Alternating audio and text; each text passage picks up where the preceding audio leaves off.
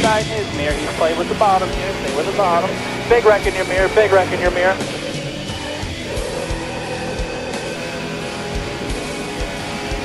Oh no! Oh my God! That looks awful.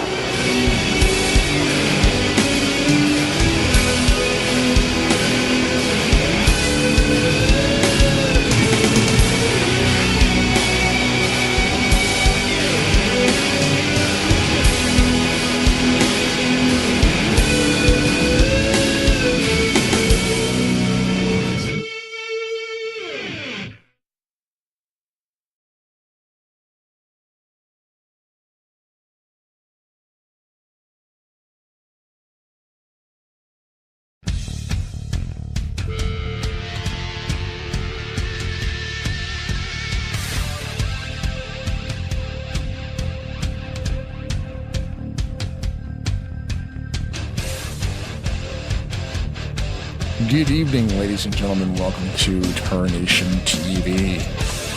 It is a live broadcasting channel for the Classic Simulator NASCAR Racing 2003 season. Thanks, Papyrus. Anyway, thanks for watching, everybody who is watching, and of course, thank you to the All-Star Racing League for having us do this stuff on Saturday evening. My name is Blaine Donlan, joined with Rod Weston. Yeah, we're back again. A little bit of shake-up last week in the points. You know, they started having us do something new last week, and they wanted us to interview the drivers. And I'm laughing because they wanted to interview the drivers during the race and after they've had incidents and such. So we grabbed a driver earlier, had a really funny interview with him before the race starts. And lo and behold, what's he do? He goes out and wins the thing, and not only does he win it, he takes over the points lead by 8 points over Greg Levels. That is Doug Heelick is now currently your points leader. We will see how it kind of goes about. You know, there's 10 races. We've seen this in the last season. We have people that are up front, and then, you know, race happens, people have problems. Before you know it, then it gets to be about pretty close to the halfway point, and we start seeing the same names kind of stay up there, and that's kind of what happened last season. So Doug Heelick won last week, so we'll see what we can do. You know, who we're going to pick this week to see if maybe they can win. Yeah, it's amazing. The TARNATION TV curse can be a thing, but you know what? Maybe we can turn it around by picking on a driver early and then they go to victory lane every week. That'd be pretty awesome. Yeah, well, that was kind of my thoughts on it, you know what I mean? And like we said, what he calls the TARNATION TV curse, as soon as we start talking about somebody out there on the track and we get them on the screen, and then melee usually happens and they crash. So, you know, yeah, it's kind of a neat, but no, it was a pretty interesting race, and, you know, like I said, glad to be a part of it. Love racing at ASR. ASR is my home. This is where I race, you know, for the most part, when we're not broadcasting. So, you know, but. Yeah, because you're out here on Wednesday. No, yep. Where are you on Wednesdays? You're here on Wednesdays. I race here on Wednesdays in the Open Cup, but due to our obligations with TMP, you know, we did some broadcasts for them, and I hadn't really planned on us doing broadcasts on Wednesday nights because my plans were to race at the ASR Open Cup Series. But, you know, that's what we do, is we're broadcasters. I'd like to say broadcasters first, racers second, but that's not going to how it works in my life. But, you know, just missed a few races, and it's all right. I'm still going to be over there next week playing with the boys. Yeah, it's a lot of fun. This thing, it definitely keeps us busy. And you see from the points there, I actually accidentally chopped the top of that off there, but you see the first column is the points, the second column is the distance to the guy in first. So you can see Heelick's got 75 points, 8 points behind Greg and Denny. So, I mean, that's, again, super tight when it comes to point standings. This is race number 3. You see, most of those guys have actually done 2 races.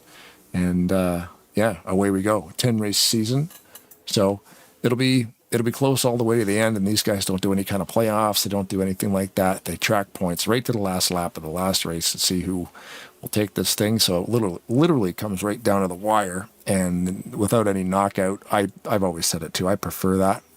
Yeah. Because you would hate to have a bad race or, you know, have an engine pop and then not be able to do anything about it. So that's pretty awesome. They just run this thing right to the end, classic style. Tally it up and go.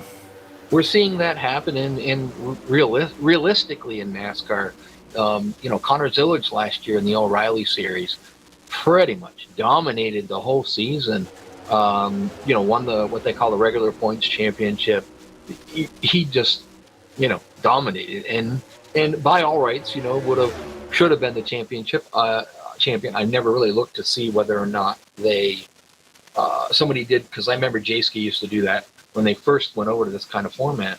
They would say, well, if it continued, Jeff Gordon would have won it.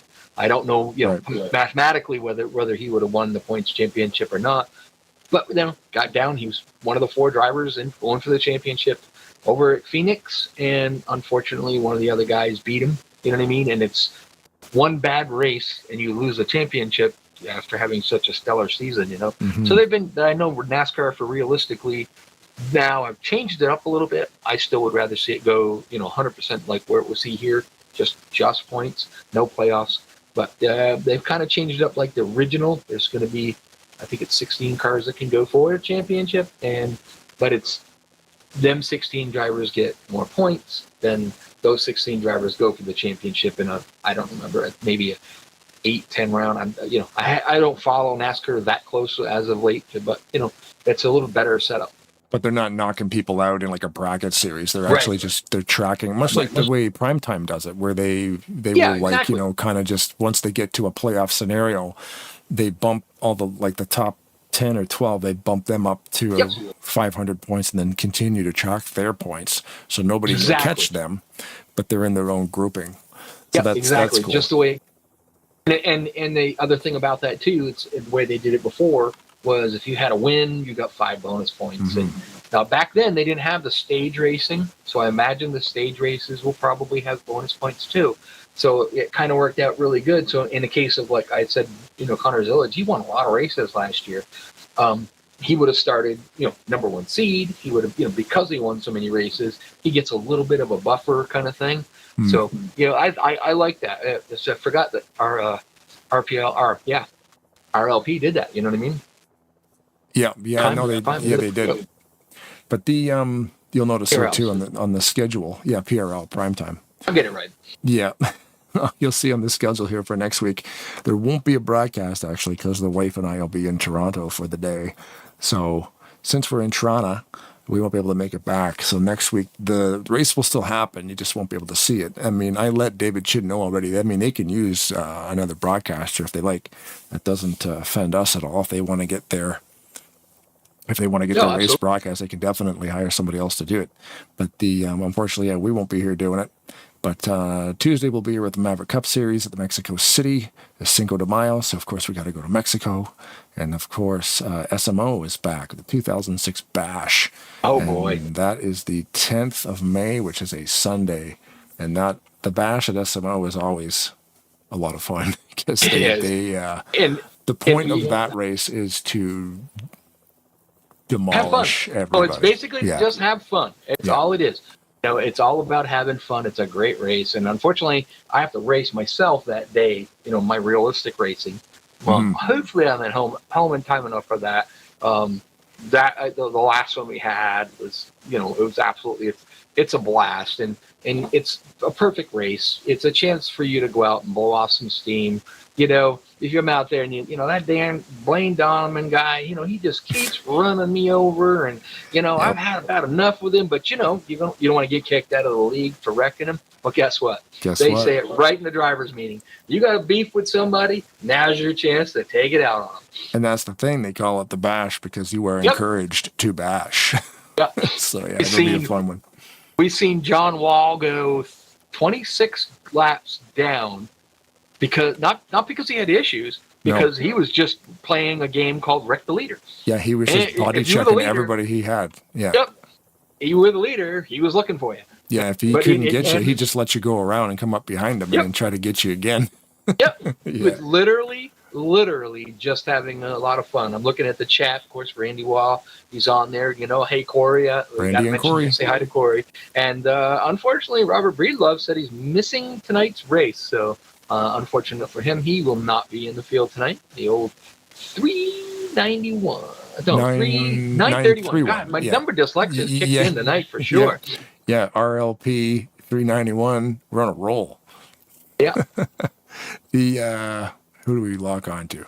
We know when the drivers' meeting is over, when Robert Spring hits the track. So we're getting ready to talk to Brian Wolf because he's got some stuff to say, as he always does before the race. I got my new set of braces in today, so hopefully that I'm not talking weird. Every time I put the new set in, it's always a bit of a pain because they're doing their thing again. But yeah, it sounds in my own head. It sounds like I'm talking weird. But it's funny you say that because right. I did the same thing. I bit my tongue the other day or something, and it's been lately with doing the broadcast. I can kind of hear it in my own voice. But yeah. There they go. The boys are out on the track. This is Lotto qualifying tonight. It looks like Robert Spring got the pole actually, so that's pretty awesome. Brian Wolf in the house because he's got a key. Just walks in whenever he wants. What's happening, Brian? Not too much. Yeah, I got the key to the city. Right? You might be able to put it that way. But man, you threw me off with that one. I was mid-sentence up there because I actually lotto queued in the third position, my highest position yet tonight. But we're not going to move to the back. We're going to go for it. But thanks, you guys, for having me up here. As always, we start off by thanking the league, All-Star Racing League, and its owner, operator, David Chin, along with our sponsors, Bryant Motorsports and Parts Barn, for making all this happen. You know, we so appreciate all that stuff, and it's just been so much fun, man. And I went over a couple things in the drivers' meeting that I wanted to convey actually on air tonight. We want to send out our condolences as a whole, as a league, to number 41, Denny Carroll. Lost a family member this past week, and you know, our thoughts and our prayers go out to his family, along with Brian Rawson. You know, his mother suffered an accident here this past week and had surgery on her neck, I believe, and is doing very well. Is doing very well, healing up nicely, and she's coming along very good. So we're glad to hear that. But we just wanted to extend our thoughts and our prayers out to these guys that have had some bad luck, so to speak, here in the last couple of weeks. But at the end of the day, we're all human beings here. You know, we might not like each other on the track too much sometimes, but when something like that happens to one of us, we can set this stuff aside and really try to lift each other up, you know what I mean, in our personal lives and stuff like that. So we just want to, give our condolences to Denny Carroll and our best wishes to Brian Rawson's family in their time of misfortune, I guess you'd call it. I don't know. I'm kind of at a loss for words tonight. I'm pretty excited over this qualifying effort that we put in. It's going to be fun, man. I saw you had on the broadcast there the point standings and stuff. So, man, we are on a roll. I think we've got close to 30 tonight again. Yep. Yeah, I'm showing 32 connected, and 2 of them being Rod and I, and of course the servers. So yeah, we're 29 or 30, easy.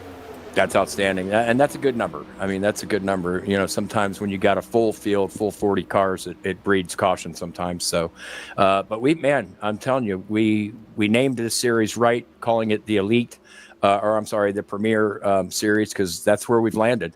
Here on Saturday nights, we've got the elite drivers from all over the community here in kind of one place at one time, and it makes for some exciting races, man. It's been a blast, and I'm just looking forward to the rest of the season, man.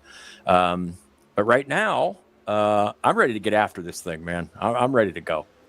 Yeah, man. The lotto qualifying is always wild, and you guys alternate that week on, week off. So next week you guys will be qualifying, and then it goes to lottery. So why did you choose that option to alternate each week? Well, it goes back to, some of these guys, when it comes to qualifying, when it comes to pitting, hot pitting and stuff like that, some of these guys they're experts. Mm-hmm. And so we put in the every other lotto qualifying just to mix it up some. Let these guys who always start in the back, give them a chance, like myself, actually, to get up front. Because I was just about to say, next week when we go back to qualifying, it'll be back to normal and I'll be starting in the back again. So, right. So we just like to mix it up. Now, the guys that do like to start in the back, if they do lotto up front, they do have the option to, on the back stretch, if they want to start in the back, they can move back.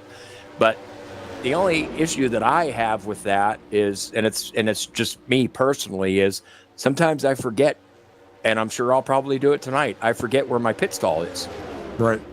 because I'm so used to just pulling off in the back and getting that last or second to last stall. Now I'm for top 3 stalls. I think you're second and third. Yeah. I'm with you on that one. I do the same thing. If I ever go to one and they have the random and I get lucky enough to be up front, it just throws you right off. Yeah, but tonight, I'll be honest, I'm a little nervous about it. I'm not really accustomed to starting that close to the front, and starting in the second row on the outside is. I need we to got breathe. Spring. Yeah, it looks like it's Spring, and then Lamas, and then you. Right. Yeah, and I know Cody Lamas is big on that hard charger award that we offer. The guy who gains the most positions, during a race will get that, and then we add up those points. We add up those positions at the end, and we offer a hard charger award at the end. And Cody Lamas got it last season, so his chances tonight are probably pretty much out the window. Yeah. Yeah, you can't really do that with one spot. Yeah. And it actually keeps that whole end of that thing fair too, because I've got 25 seconds to get down there and put the helmet on. It keeps it fair across the board. We've designed this rule package and the incident package and stuff in such a way that we keep the elite drivers here and racing every week. And so far it's worked out. It's really worked out. We've had 2 races and two different winners so far. Let's try for a third one tonight. There you go. So I'm going to jump out, guys. If you could throw me back down to the grid, they're already gridding up. All right. Good luck, everybody. Good luck. Thanks, you guys, for being with us all season 2. Appreciate it. Yeah. All right. Good luck, bud. All right. I think I'm going to grab Chuck now, like you said, and we'll just get a chat with him really quick before the race. Gotcha. All right. Chuck McClure, you got us? Rod and Blaine in the booth. I got you. Yeah. Well, we tried to get you in there for a half hour, but couldn't. So I would just give you a quick chat.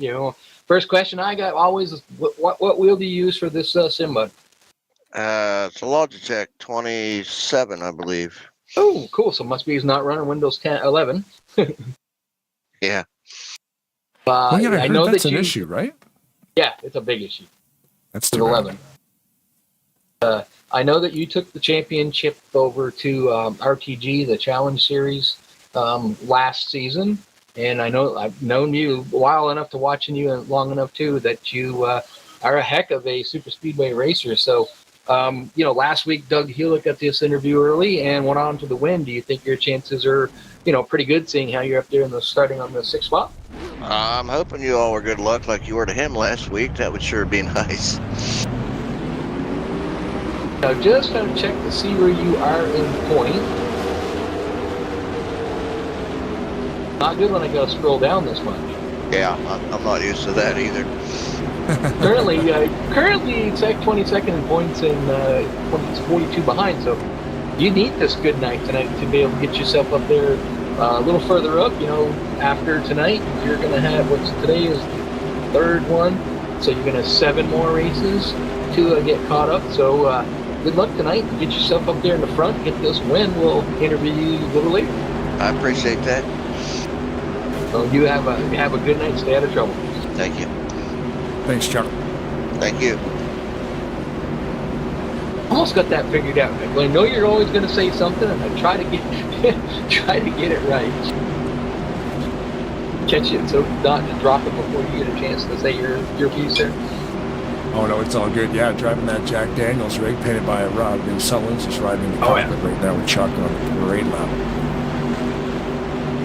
That's probably why we're going to have to do some of the most of them there. Like I said, tonight, we'll probably grab Chuck. Maybe if something happens on a caution, we'll probably grab a few, whoever. We'll just, we'll pick and choose. And maybe if someone gets in an incident, we have a kind of a method of madness to get them to, so they know that they're going to be interviewed.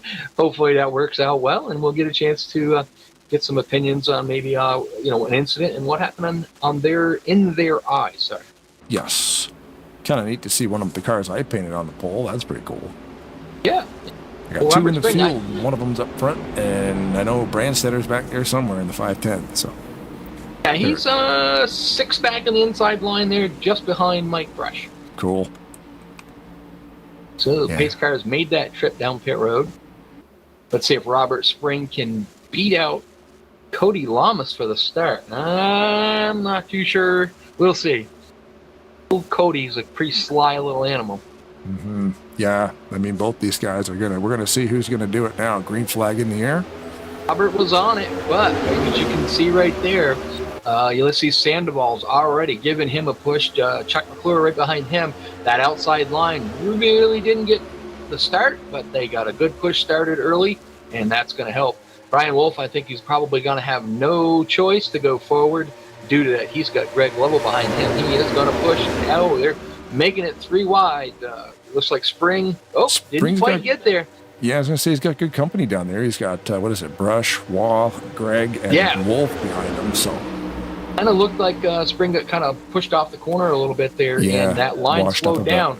Looked like Greg Lovell was going to try to make that move to the bottom. I think, he just thought better of it. Oh, Robert Spring trying to go to the high side. He might get stuck in the middle if he keeps trying to do that. Yes. Stuck in that middle, and then if you're in there by yourself, that's why they call it the sucker hole, and it will draw you back in a hurry.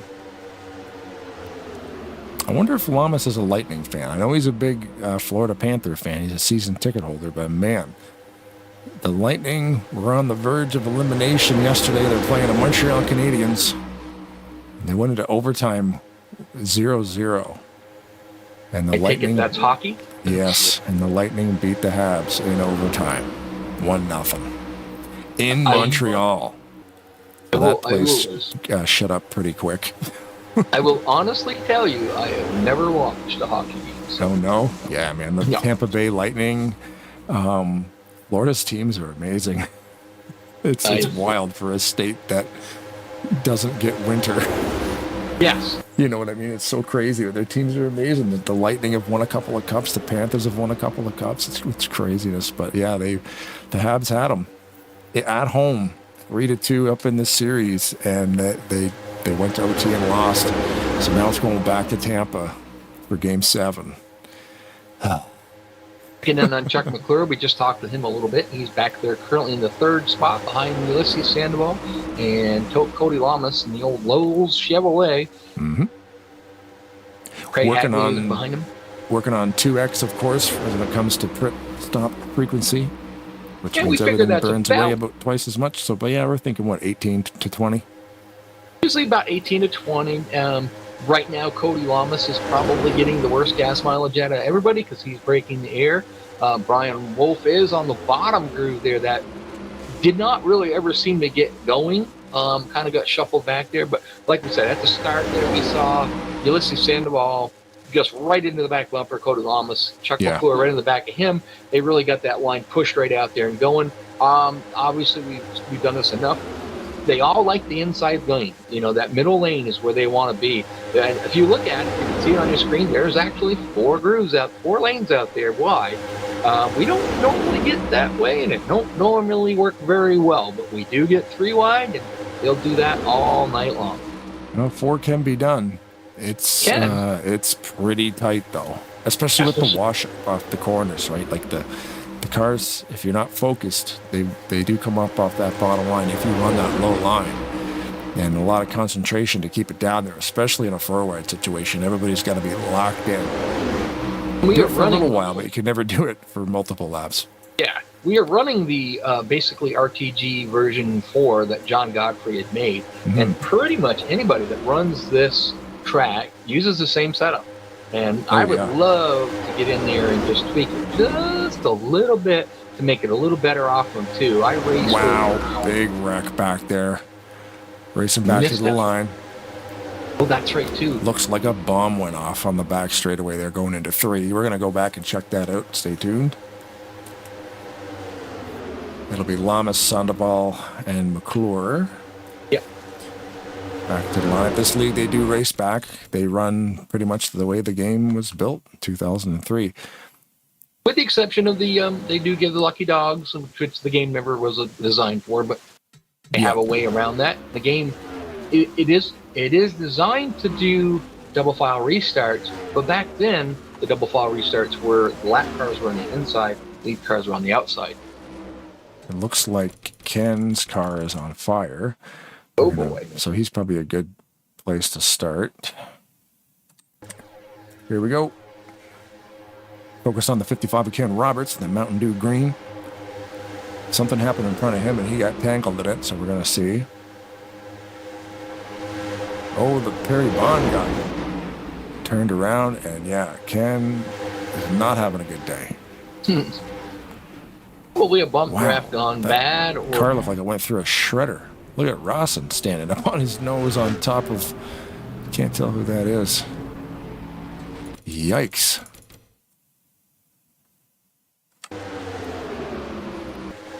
Looked over at that. There's some hard hits there. Yeah. Yeah, Rawson just... Or not Rawson, Perry Bond. It just looked maybe like an internet thing. Yeah. That's the other thing we were talking before about how, they could run for a wide here, but it's hard to do with a little bit of the internet latency. Cody Lamas and Ulysses Sandoval went down pit road. Chuck McClure decided to stay out with Craig Hagley. They both stayed out. Chuck's just probably, we're only 6 laps into this, so he's thinking, I'll get my lap led. Whether or not he pits this next time around, we'll have to wait and see what happens there. David Chim's involved. Keith Bynum's in the house tonight. Trying to figure out. Dan Lovell standing up the 6 of Rawson. That's such a crazy thing. We've played this simulator for so long, and the physics are so cool. Mm-hmm. Rawson's car got stuck underneath Dan Lovell. It's kind of like just teetering on top of him there. And Dan finally let him go. It's unfortunate for the 55 Ken Roberts. Took a lot of damage. You can see him there on pit road. The other car that did stay out along with Chuck McClure and Craig Hagley is Mike Brush. They're the only 3 cars that have not made a pit stop, with the exception of Ken Roberts and Billy Elliser have not made a pit stop, but that's probably about to change. Yeah, he's in there now that's an extended period of time for sure. Mm-hmm. I was looking over at GNL TV and just going down through the list. And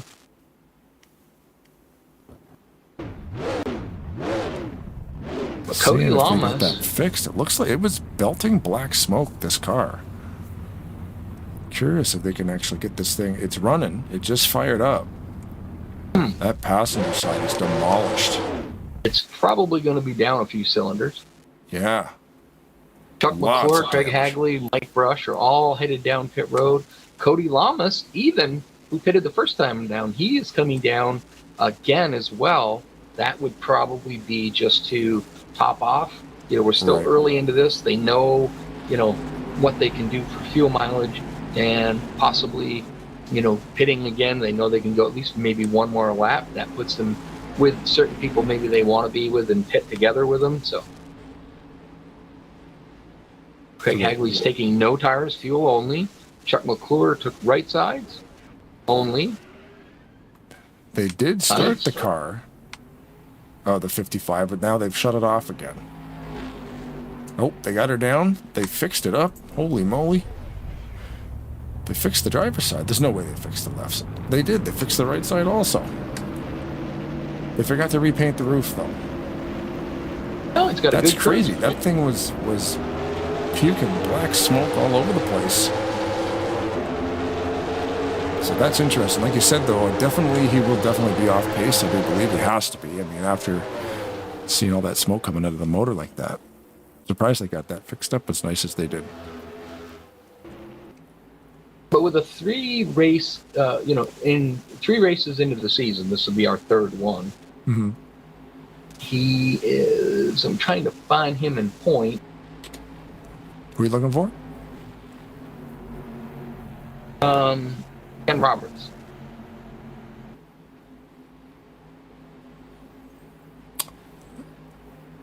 I don't see him. This might be his first race. I'm thinking, he's the guy that runs the league. Sometimes he can't make it though because of his work schedule. Sometimes he's one of those guys that's able to join in like the last 15 minutes before it starts. If he's on the way home and catches a couple of red lights, he can't make it sometimes. Yep, that's interesting. So he's just more here for, you know, for racing for fun. Points championship is not going to be probably an option for him because of that. But you can miss one, but yeah, two's tough. Especially, I mean, if the season was longer, it would be doable. Right. But Ken's usually a front runner and right up there near the front. If he's missed the first 2 races, you'd almost, to miss 2, you'd almost would have to be kind of flawless. You'd have to win make 2. You got to get out there, win a few, win, you know, a lot of podiums and stuff like that. But when you come in for the 3rd race and you've had the luck he's had tonight, now that kind of takes your championship hopes away. Yeah. Splash and go graphics. Pace car machine. Lights have been turned off, which means he will be getting out of the way next time around and we will be going green again. Ulysses Sandoval at point. Yep. And then Greg Lovell on the outside. Denny Carroll 3rd. 4th is Javier Negron.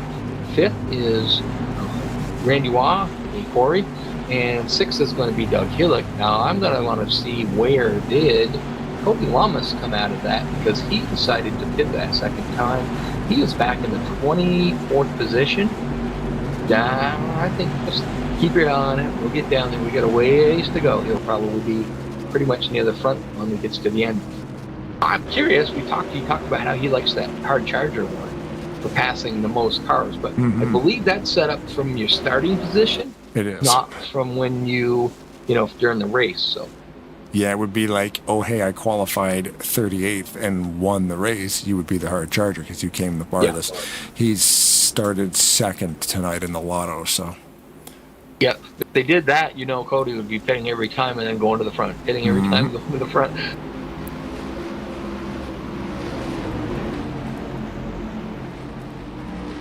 We've got Dante in a new car. That's what that McDonald's car is. Yes. Yeah, I gave him a hard time about it. Said when we went up there earlier, there was like, yeah, we have Dante's got a new car. I'm like, again? Yeah. They always look cool though. Pace car makes the trip down pit road. Of course, as you know, we got still a ways to go because we got to go through the triover first before we get to that start-finish line. It's on the other side of pit road exit. Curious why no other tracks ever did that. Move the start line a little bit. Well, Phoenix did. Moved it all the way to the backstretch, but... Oh. Well, there you go. I have been corrected. Yeah, when they revamped it this last time around, they took it used to be on the front stretch, kind of middle, and they put it on the exit of 2, pretty much almost right at the exit of turn 2. It's really a weird place for it, but it worked. Ulysses Sandoval got a great run of Bob, a good push by Denny Carroll. Denny Carroll and him go to the high side, leaving Randy Waugh down at that bottom group to see if he can work his way up to the front. Good move on their part. A good move on their part, the way they moved up there. They didn't shut down the speed of that or the momentum of that outside line. It kept right on going. Yeah, you were talking about that last week, where they can, if you slide into that area at that right time, where they're not necessarily going really much, like too much faster than you just kind of blend in and just pull them along. Yeah. You don't really stall the momentum. When you go up there and they end up having to hit you really, really hard to kind of give you a good shot, a lot of times that's what kills the momentum of it. Doug Hewitt trying to go a little bit higher up with Kelly Cosley there on the outside in that third groove to see they got Nate Balzer. That is no. Remember there, Cabana. RJ Cabana. Looking at the paint scheme, I can't see the number. I'm thinking I know who that is, but RJ Cabana and them guys are up there. And we're trying to get that third groove up there working. Yeah, they got some takers. And they dropped down. Yeah, and then all the lines are kind of looking where they want to go right now. So that's kind of helping. Nothing's really fading because of that. Everybody's trying to get sorted out here. Well, they were up there and they started to make a little headway, but I think Hillick and Cosley went down a little bit to try to pick up the draft from that middle lane. And when they did that, they kind of killed the momentum of that upper line. Then they went back up there to try to make it work again. Dane Balzer said, I'm not having any of that. Went down to the bottom. He's tucked in behind Javier and Brown now. And he is currently in the 5th spot, and they are all clear of the cars that are trying to pass him. Oh, Ooh. a little loose up front. What there. happened there? That was kind of weird. Did Denny just accidentally hit him a little too early and move him, or is that an internet thing? I don't know. That was strange. Very strange. Look at Dante getting caught up there. Holy moly. He actually had to almost put the brakes on. That kind of slowed everything down, and that outside line was able to make up hay down there. Yeah. Inside line was coming. Had to laugh. Javier Negron, of course, we know him as part of the team Wrecking Ball. Same with the Ulysses Sandoval. He was pushing Sandoval some fierce on that bottom. Just kept him. That kind of happened. It slowed Sandoval down just a little bit. Having air go right to him and kept him right up to speed. Ken is 4th in points. Did we miss that? He is 4th in points. Whoops. Yeah, he's raced both races. Okay, there he is. Yeah, see, I went through it so quick. Yeah, I just pulled the thing up. I'm like, yeah, did we miss that? Yeah, thanks to Robert in the chat. Ken is 4th. Yeah. You got 4 screens to look at. A lot of information. Rodney Sullen says Darlington and Atlanta also swapped front to back before Phoenix. Yep, you're right. Oh, okay. That's right too. I forgot about Darlington because you used to turn the turn 1 and 2 was the 3 and 4. Now the short tight track, part of it, and it was a nightmare on restart. So when they did that, they flipped it over so they went into that. Geez. Oh no, that's not good. Oh man, David Little, he just got catapulted twice. Andy Carroll's leading that pack to the start-finish line. He will stay the leader. Flanked by Team Wrecking Ball, Negron and Sandoval. They load up a replay on that one. David Little did not have a good time in there. I've seen a little too many of these guys out there trying to become pilots, and they don't have pilot licenses, so they can't fly very well. I mean, Little gets hammered there. Comes down and gets thrown back into the fence again. Oh, wow. Randy Waugh is upside down. Corey, give him a push.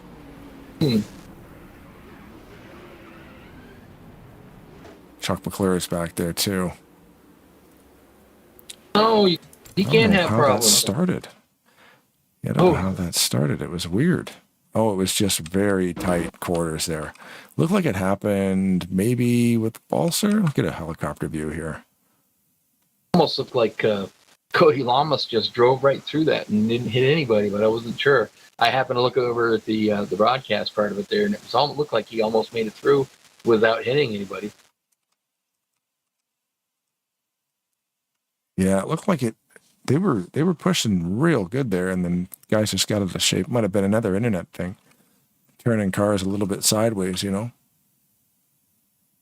I mean, we can ride on board with the 21. Did you want to pull Ken in because he was involved in the first one? Fortunately, he was able to dodge that one. Although he's off the pace enough that it happened way in front of him, as you can see. Ken Roberts, you got Rod and Blaine in the booth. You got a copy? Sure do. Go for it, Blaine. He's all yours. Oh, man, we're just, calling you up here wondering like that. I'm surprised they were able to fix your car after that first. I mean, you were in the pits a long time, but, man, it looked like that thing was puking black smoke, that thing was cooked. Yeah, they beat on it and fixed her up. I mean, top speed's about 165, so... Oh, wow. I'm driving around here like I'm driving a Prius. With a low battery charge. Right. Yeah, really. Hey, man, it all counts, though. Laps count. Like I said, now we've just had another big wreck, and you were nowhere near it. So you just drive around that, no big deal. If it claims a couple of cars, you get those spots back. That's right. Points are points.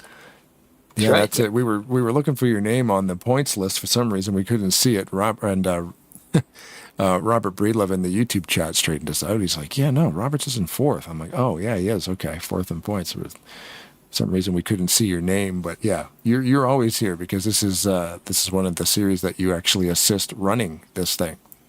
Yeah. This is my series on Saturday night, so trying to do good, but just got caught up in the wreck here and it tore it all to pieces. But I'm gonna hang out here and get as many points as I can get.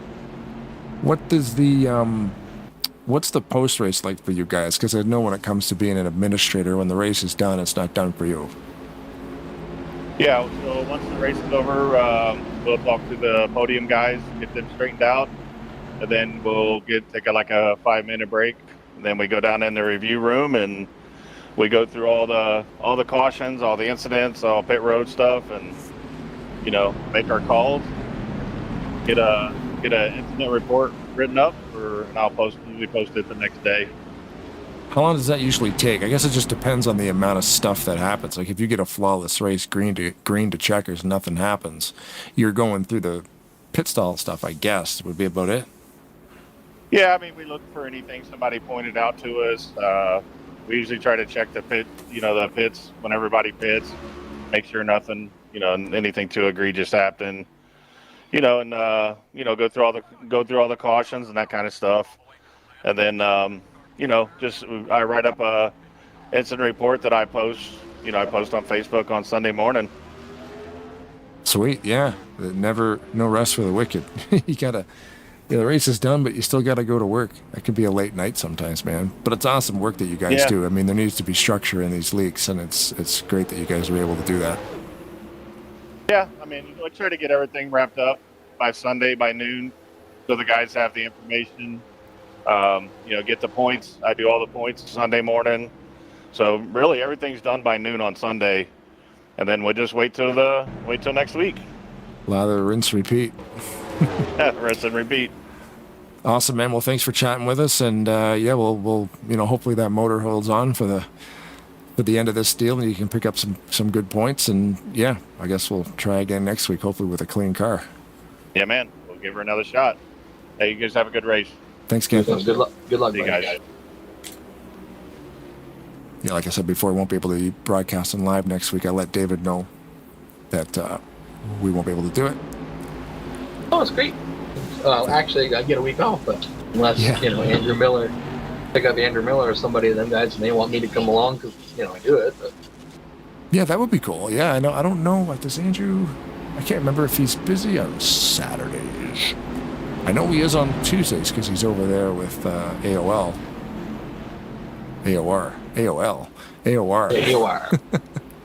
America Online. Beep beep boop boop. Ooh. Okay, I was a bunch of people went down the pit road the second time by Cody Lamas. Right, I was just going to say, Hagley was leading that lap, so we just snapped onto him there, the 82, leading everybody down. What's he got for a sponsor? Cypress. What is that? That's a cool looking paint job. Hey, there's no Rodney badge on that one. Who made this thing? Cypress Construction. That's a cool logo. That's a really cool logo.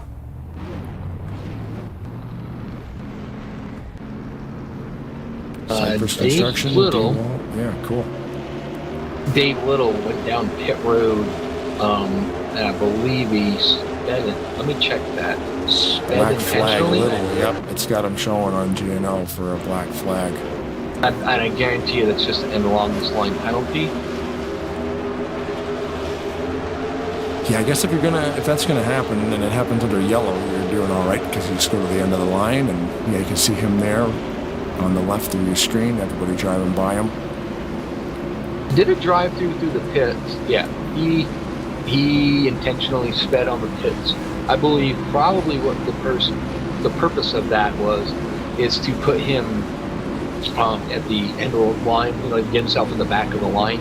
He doesn't know what he has for a car after that, wants to make sure that he's got a decent enough car, doesn't want to get in the way. You don't want to be in front of, a bunch of cars that are really, really good, and, you can't go and mess up their night. So I think he's just being respectful, dropping to the back and letting them guys figure it out, and he'll see what he has for a car, if it'll go.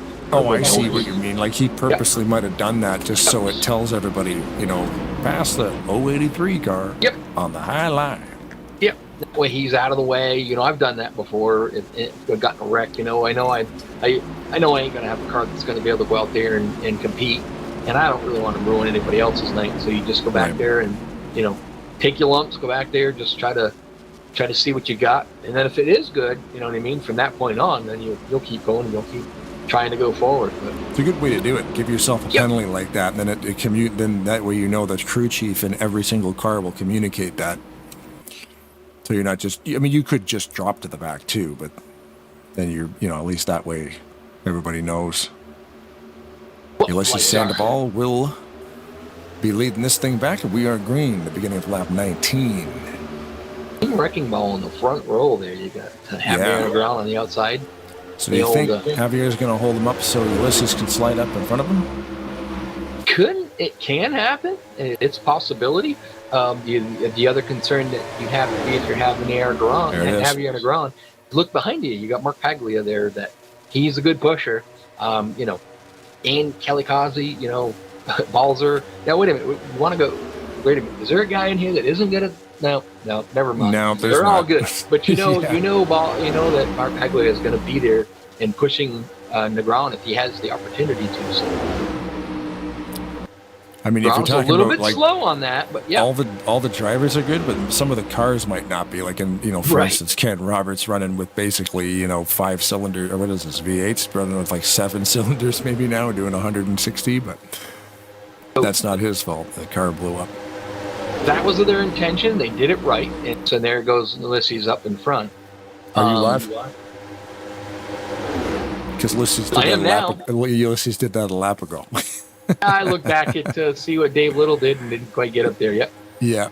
That happens. Brian is going to have a field day with that. Sorry, Brian. Yeah. Rod was not live.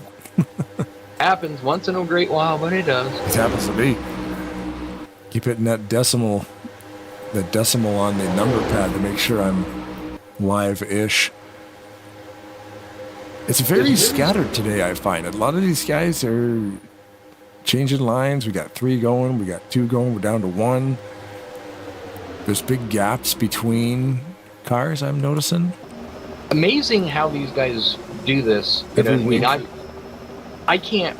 race, like I said, Thursday in an open show race, given an opportunity to possibly make it into the big show there, because they have the all-star race, and I just can't do that. I guess not confident enough to say, just because my spotter says it's clear, to be able to make those moves.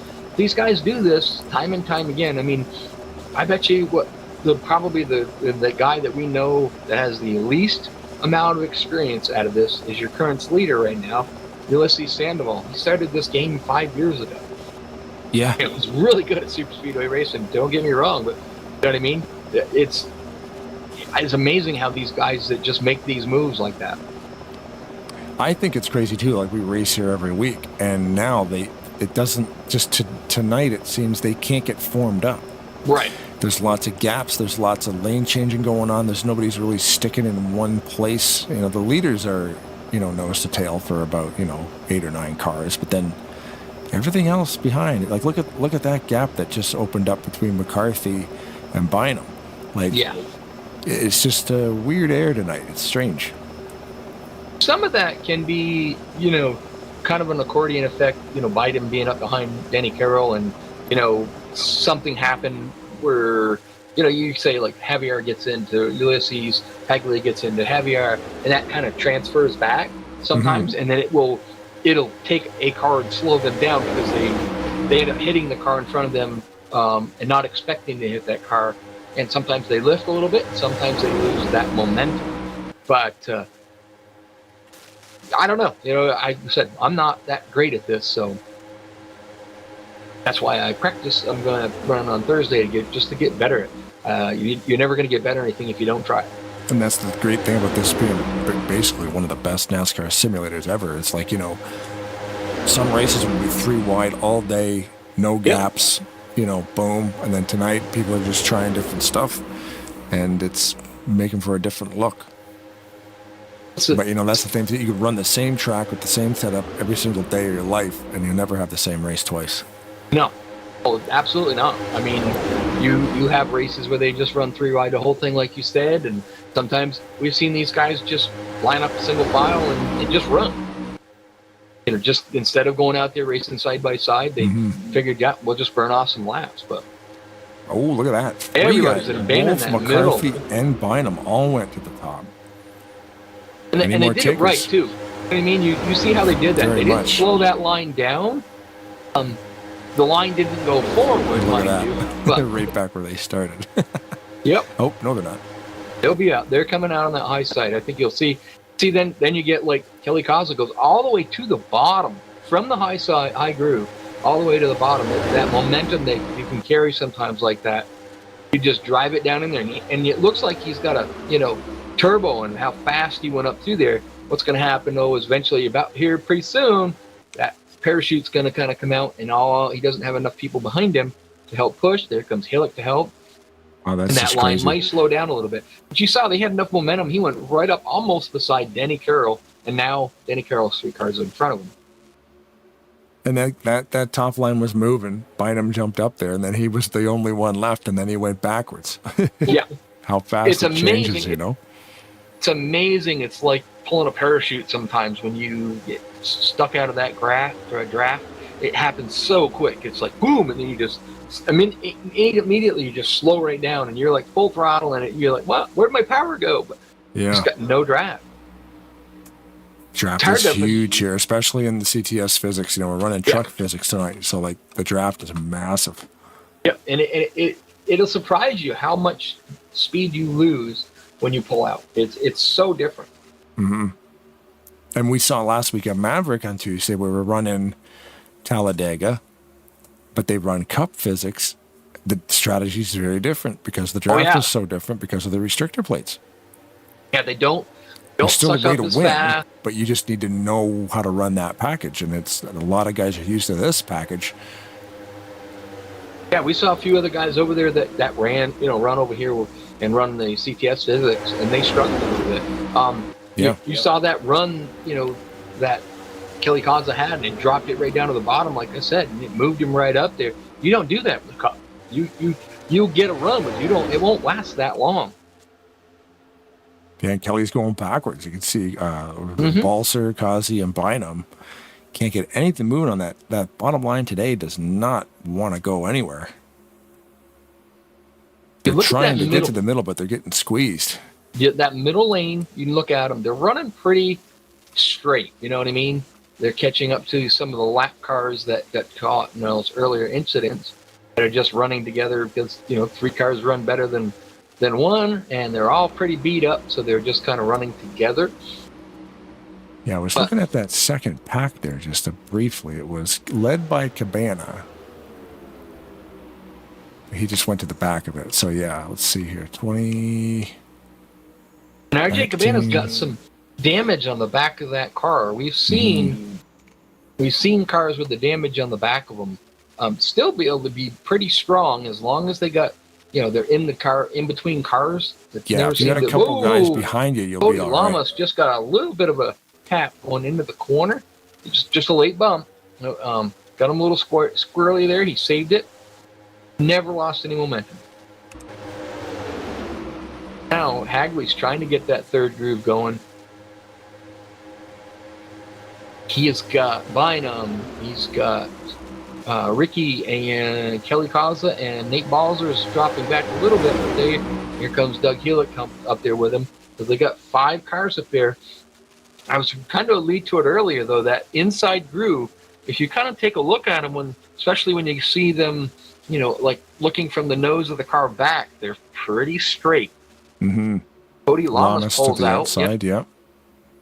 Good timing. And good timed on that one. They just Hagley's getting into his bumper a little bit, but that's just to try to get him to help him up there. You're going to see more cars pull up there as they get closer. That's a good, strong line they got going here now. If they stay in formation like that, that top line might start moving.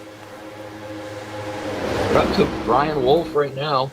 Greg Lovell was the last car in that line there. Now they're up to Brian Wolf. We're outside of Dennis McCarthy there. Keeping up. You watch that Denny Carroll guy. If they go a little bit more, he's going to go up there in front of him. I guarantee you that. When he does do that, that's going to stall that inside lane down a little bit. Now we're getting the lap. There he is. Yeah. Wow. Yeah, see, told you he was going to do it. Yes. Yeah. He did it right too. Like I said, there you go. That was the perfect way to do it. They've not lost nothing. He knows he pulled exactly out there with what the momentum. he's doing. Yep. So we're on lap 30. Pit stops have got to be just around the corner, I would think. I just noticed that. Went in around what, 20-ish, I believe they were coming off that last one. So yeah, we're probably within about 5 or 6 maybe. Denny Carroll was able to lead that lap on that outside group. Wow. So what happens there is, that they had the momentum, and as soon as Denny Carroll pulled up there, he took away the momentum from the bottom, and now we're running side by side. That camera angle shows you that push. We've only got 14 cars in that lead pack. The rest of them are out there, either lost the draft due to just having an incident where they lost it just because they couldn't keep up with the draft. But most of it, we've seen some pretty horrendous wrecks tonight, and that's kind of took out a few of the guys, took the little wind out of their sails, so they're not quite up to full song. Yeah, McClure is leading another pack of cars here. He is currently running in the 15th position. So this is the second pack, and they're staying in line and they're running top speed. They're just, like you said, they got caught up in some wrecks and a little bit different pit strategy. Set them apart, but they're all helping each other. Lead pack being led by Denny. He did lead that last lap, but looks like Lamas in front again. Yeah, so I was going to say, what are they turning? Right now, these guys up front, they're doing about 196 at the end of the straightaways, but averaging around, 194 to 196 miles an hour. What did you say if McClure was back there? What are they turning for speeds? A 194.4 last time by. A little bit. You're talking at the line. Yeah, we're about a second and a half to 2 second difference on that second pack. So that's the damage pack. You said they were doing 194 yeah. at the line. These guys up front are doing 196s. Yeah. So they're losing out. Even though the guys up front are running side by side, there's more of them. Tighter, they're in a nice tight pack. So, well, and these guys probably don't have damage, so you're running about a second and a half faster. That's massive, especially on a track like this. Cody Lamas has led that lap on the last time by on the high side. They're just side by side all the way around the whole track. Fastest lap this evening so far. Denny Carroll, 200.3 miles per hour, 47.7 second. That's hauling the man. Yep, 200. I think the highest I ever saw that was 203. I think it was crazy. That was here at ASR in the Saturday Night Cup Series. That was here. I remember that. Yeah, 203 mile an hour average lap. That wild. I was going to say the outside line just seemed to prevail better, and then was prevailing better. But you had Team Wrecking Ball right behind Denny Carroll there. That would be, let's see, Sandoval and Javier on the ground. They were pushing each other hard, and they was able to push Denny Carroll back out to the front, down the backstretch. So outside lines just got to form up a little bit tighter, a little more push. Hagley's right on the rear bumper of Lamas there, really giving him a good shot. But Keith Bynum's a little bit off from Hagley's bumper. I think he needs to get up there a little bit more, especially on those straightaways. He abandoned ship, drops to the bottom. I wonder if there's very strict rules in Team Wrecking Ball if they have to run Toyota. I think that's part of their schnick. I'm not sure. I think it's all. And they signed an agreement with Toyota. You must drive a Camry. Yep. Just keeping track to see if anybody's posting up that they're going to pit. Now, it's not a requirement for them to post that up there, so we may not see it. But it's a courtesy thing that if you are going to be pitting, let the guys know so that way they can prepare for it. Especially, if let's say you're, Keith Bynum and everybody in front of you is pitting and you're not, you've got Cody Lamas and Kelly causes on the outside of you, you know, you need to start thinking about what you're going to do if these guys up front are pitting. Currently, right now, it looks like 16 is coming in. Let's see, my chat did flash. Yep. Dennis McCarthy, you got Brandstetter, and Bobby Farrell are pitting. We got a few coming in here.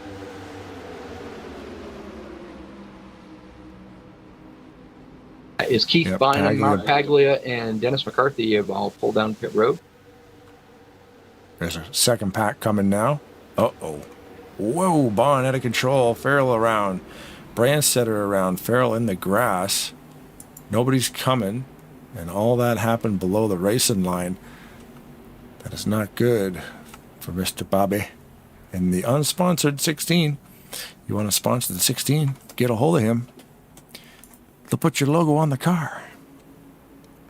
So it looks like Sandoval, Dan Level, Dante Ricky, Cabana. That one would be Brian Wolf.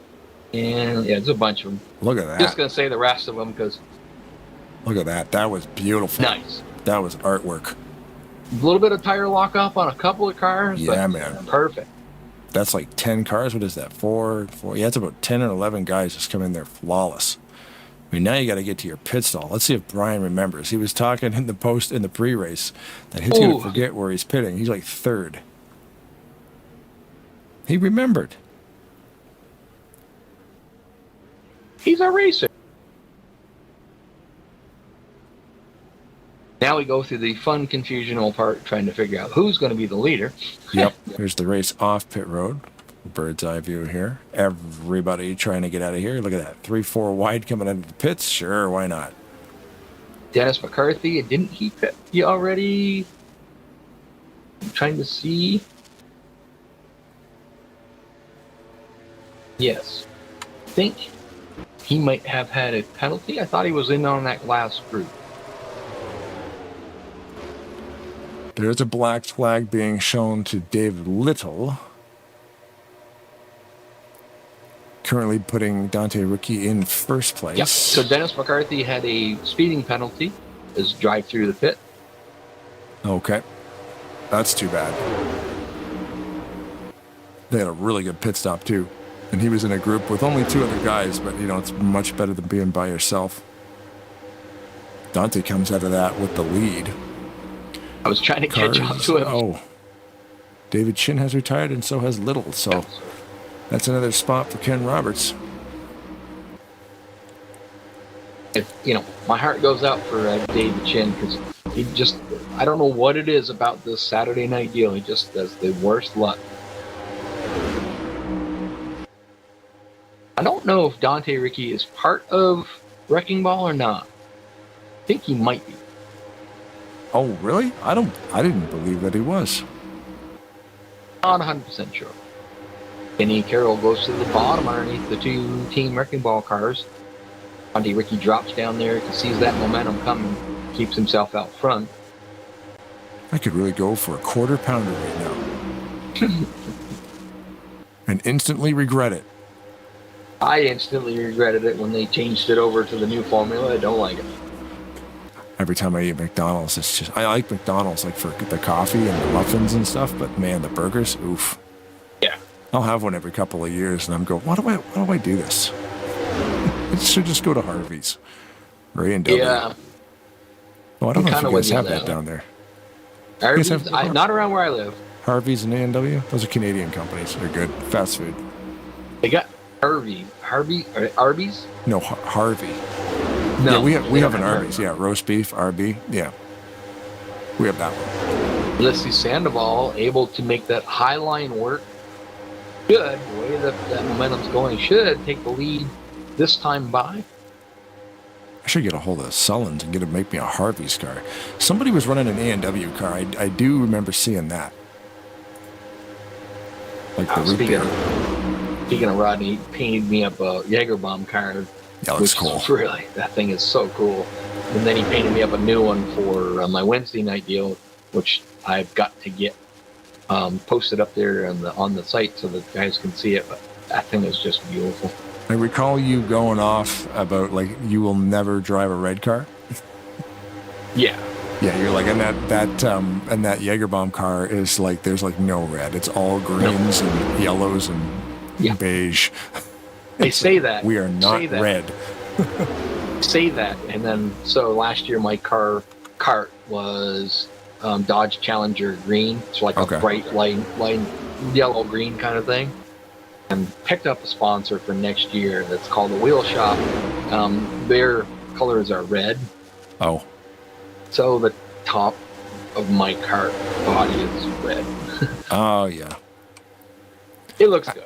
Ask the sponsor to change the color scheme. I didn't have to, but what they're doing for me this season, I was like, I'm going to put some red on. Yeah, you got to go with it. Yeah, you're able to land a sponsor that's going to hook you up with some stuff. You got to do the thing.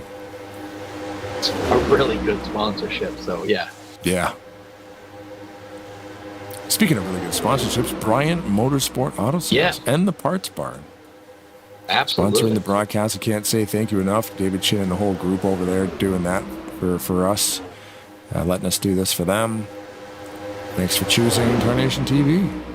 Absolutely. They must like something we're doing. I don't know what it is. I have no idea. Me either. But this is taken away from our Valheim time too. You know? Yes, exactly. Just checking the chat there again. Madison Balser in the chat watching. Oh. I've been enjoying the Super Mario Galaxy Happy Meals from McDonald's. Oh, I forgot about the Happy Meal stuff. That new movie just came out. My brother obviously took his son. Just came out? The new movie. Super Mario Galaxy. They made a movie.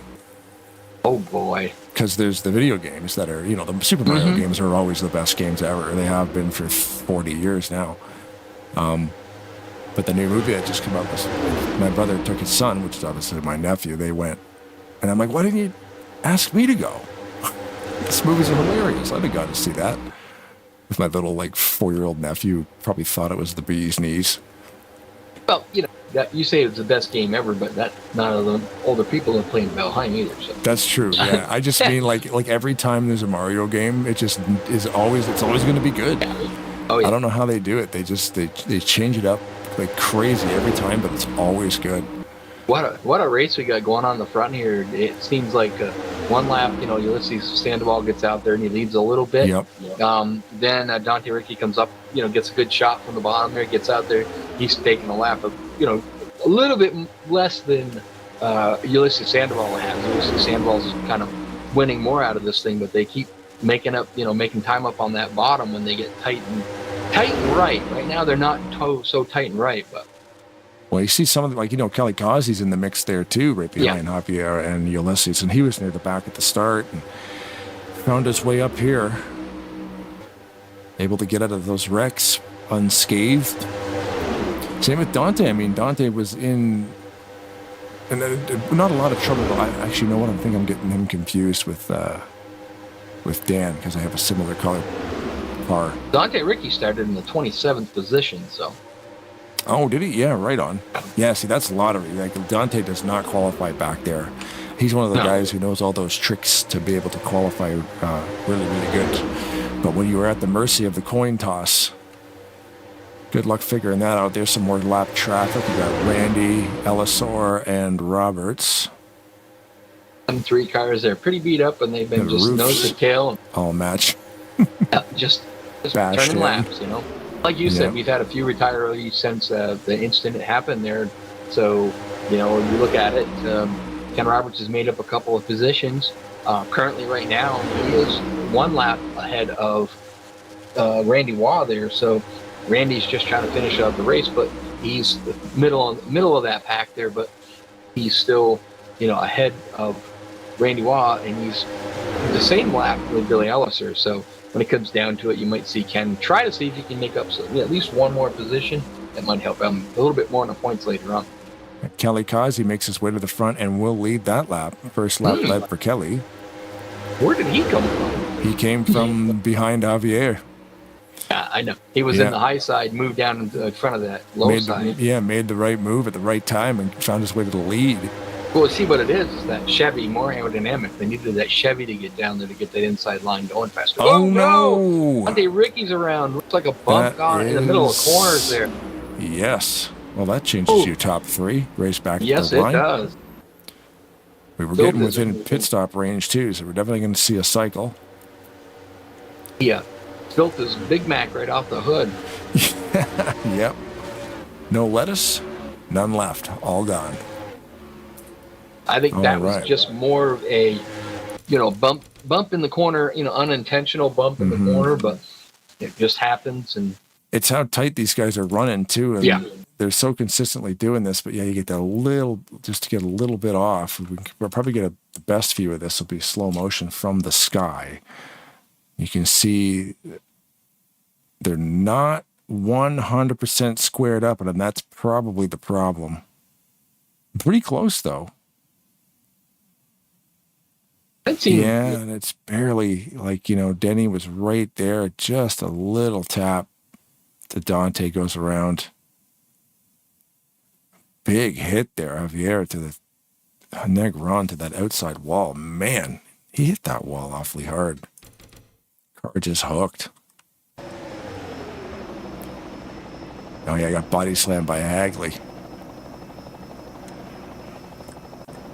And Javier on the ground, nowhere to go. I mean, he was just following his teammate there, and when all that happened, car come from the bottom right up into him. Well, speaking of sponsors, I guess we might as well get a word from our sponsors since we can actually do that. So we'll do a little bit of a commercial break here. We'll see if we can find a driver to talk to. See you back here in a couple minutes.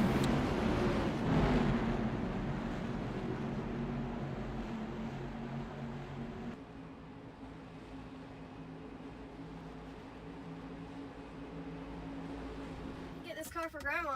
Me too. He got it at Bryant Motorsports on High Street in Portsmouth. She's really gonna love it. I know, right? If you need a car, give us a call at 393-2600. That's 393-2600.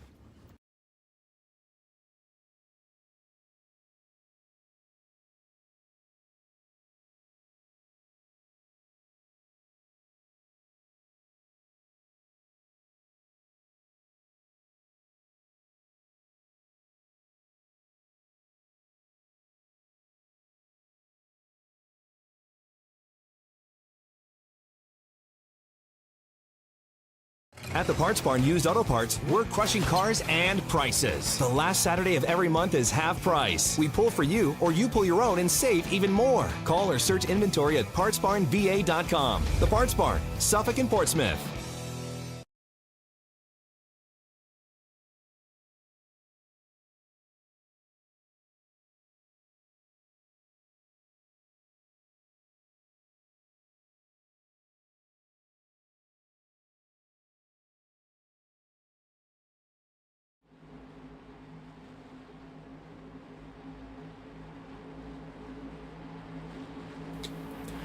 Well, we got the 40 of Mr. Negron in the booth, and yeah, man, you're just out there minding your own business, and all of a sudden, bang, you're out of this. You're out of the race.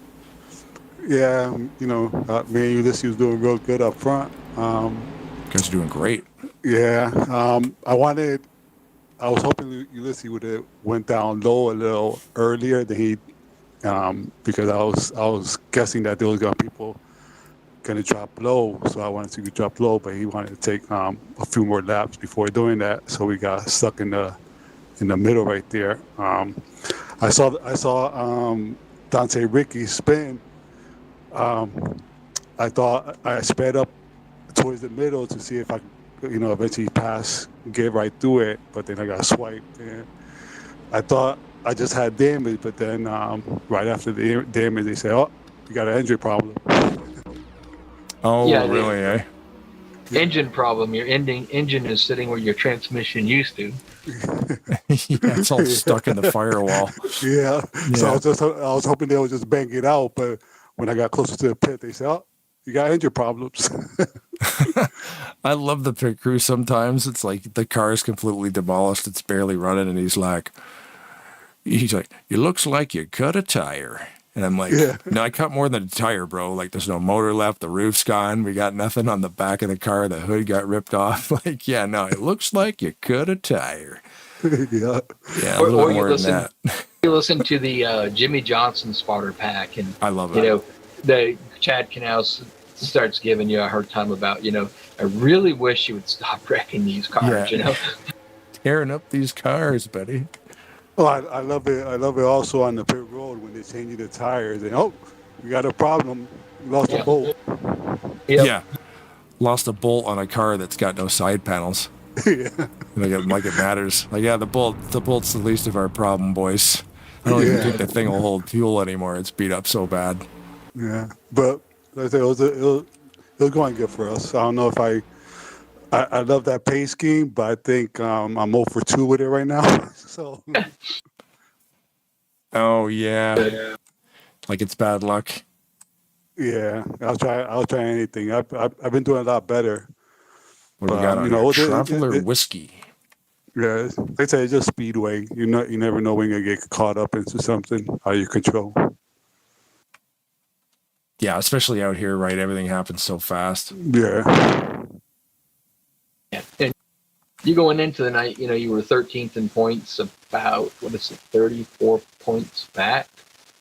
So, you know, this is going to hurt your points race a little bit, but you still have 7 races to make that up, though. But the old Traveler's Whiskey and the Dale Jr.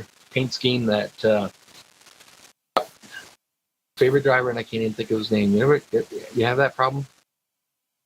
Oh, yeah. Everybody always says Kawicki. Yeah. Yep, here I go. Allgaier. Justin Allgaier. Yeah, Justin Allgaier. Justin Allgaier. He came Daytona the last 2 seasons, but it's a pretty car, though. Then not had a lot of good luck with it, for sure. Yeah, probably just probably just try out the second Traveler's pace scheme and see how that goes. There you go. Yeah, I got to get back to the old green summed up, for sure. Well, glad to see you got good spirits about it. I mean, it sucked, nothing malicious. You just in the wrong place when all that happened below you. But, chin up. We'll see you next. Well, we won't see you next week because we won't be on here next week. But next week, you go get them. Go get yourself a win. Get yourself up there in them points, wouldn't you? All right. I will do. Thanks, guys. Good luck. Thanks, Javier. Oh, there he goes.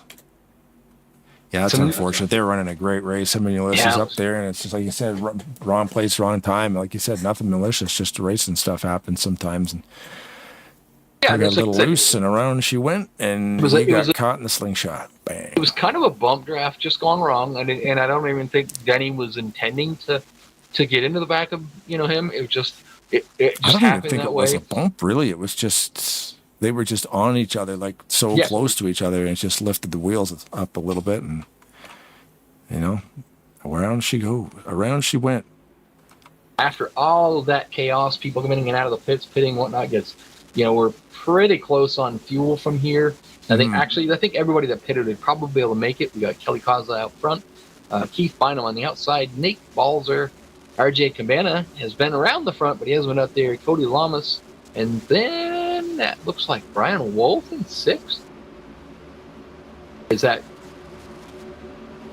Yep. Yeah, it is. Brian Wolf up in the 6th spot. Yeah, everybody will be able to make it from here if they did pit. It's not RJ Cabana. Sorry, it's Greg Lovell in 4th.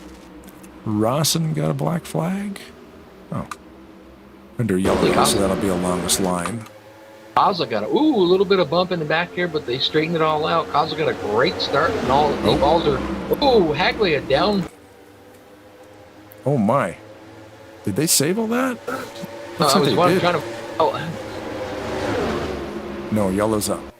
Okay, wasn't sure. I mean, not sure what happened there, but I see We're racing sideways. Back though, so we gotta watch this.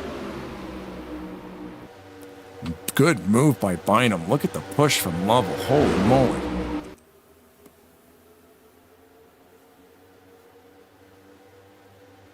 Bynum restarted in 2nd, was back in like 6th or 7th. Got a wicked push, made the right call there. He's going to lead this lap. Oh. To take the yellow, and we will go back under caution. All right, we're going to go check to see what happened here. Well, it looked kind of to me, if I had to make a call on that, Hagley, I got into the back of Hagley going into the corner just a little bit.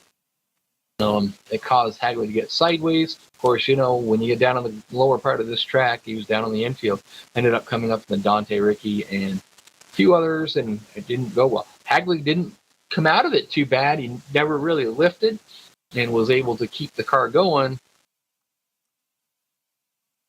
Oh, see, yeah, the whole thing is just... Oh, I see what I see from my angle. I didn't see the spin on Ricky. Like he went up there and spun around.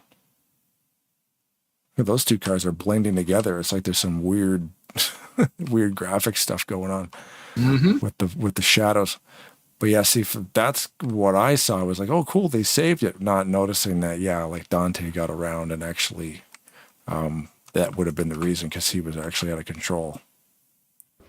Look at Denny Carroll go through that mess. He just slowed down a little bit, waited. You see Hagley coming up. He moves up to the high side. Oh, yeah. Kept that car out of trouble just by, some good heads-up driving. Wow. Look at this. Okay, you'll see on the broadcast. Check out the interior of this thing. It is a runny cylinder. Oh, yeah. Yeah, that's great. Heads up. A little bit of a checkup. He's got himself down to $140. He was able to kind of steer through that. Oh, gosh. Oh, gosh, is right. That interior is like blue velvet lightning. Woo! Party time. I would have to agree with that. Yep. Thanks again to our sponsor, Bryant Motorsports. In cahoots with the Parts Barn. You are watching the Talladega Superspeedway in action, live with All-Star Racing League. Link in the description if you want to check out the league. I mean, they'll be more than happy to take you. And if you need a paint job, we got enough guys kicking around. There's about 20 or 30 people kicking around that can paint you up an awesome paint scheme. Absolutely. They run Saturday, Tuesday, and Thursday. Sorry, Tuesday and Wednesday night, I believe it is. Tuesday, I think, is trucks. Wednesday night is the Open Cup Series, and Saturday, is what you're seeing right now is the Superspeedway All-Star Superspeedway Series. Yeah, Premier Talladega Superspeedway Series, I think. There you go. Well, the logo's right there. What's it say? Premier Talladega Superspeedway Series. Yep. But yeah, it's neat. Like, so the Open on Wednesday, the Open Series means you are in control of your setup. Here we are running a fixed setup, which means the league locks in a setup which is the exact same for all the drivers. You can't change anything. The only thing you can do is choose how many tires you're taking and choose how much fuel you're taking. You can't adjust the grill tape, the sway bars, the camber, the tire pressures, nothing. You can change your steering ratio, and that's about it in game. But then again, these guys, we've known a lot of them for quite some time, have learned with different wheels, and these new wheels now out there with force feedback, and they do all kinds of crazy stuff, but they've learned how to manipulate the profile on the wheel to get it to where it's comfortable for them, better and easier to drive. And it's just amazing what some of these people have come up with for ideas and stuff with these new wheels. So on Wednesday, though, they mimic the Cup, like the actual NASCAR Cup Series schedule, right? For tracks? They follow it pretty darn close, and they also do stage racing, which is it's do they a little really? bit. Yeah, on Wednesdays? Yep. Cool. And they've got a unique way of doing it. It's very, very cool. Postal's the guy that runs it. He's actually racing with us, and he will, during the driver's meeting, he'll tell you when those laps are and what, when your stages end and stuff like that. He will announce it while you're racing, next time by, the pits are closed, because in NASCAR, with 2 laps to go, the pits are closed. You can't enter the pits. And then you will, you do your pit stops, you do the stage racing. And so I'll give you the example. We raced at Bristol. The race was a 130 lap race, but the server is set up to run 162 laps. The reason that is it will always end under green flag conditions. So. Now, where that's a problem, it got me, because I'm looking at it saying, I can't make it on fuel, and the late auction I pitted because I didn't think I could make it on fuel. Well, actuality, I could. I just couldn't to the end of the race. We were scheduled for in the game, but not what we were scheduled to get, the way he runs the show. So See, that's interesting, though, because when they extend a race, sometimes your math is on, hey, I can finish the race on this lap with this amount of fuel. You might have to anticipate overtime. That, you got to anticipate overtime for sure. And you have to also use the mindset of, I can do 20 laps, but the end of the, if you pull up your F3 screen, which is your fuel screen, you pull it up and it'll tell you, you can't go, you need half a can of fuel to make it to the end. And that is to the end of the 162 laps, not what they're scheduled to do. And that's where I got in trouble, was I didn't think like that. I just opened it up. It told me I couldn't make it. I could have made it, but you know what I mean? So I learned something there at the Bristol race, and now, I've got a little post-it up there in the fourth monitor, and when he tells us when the stages are, I write it down.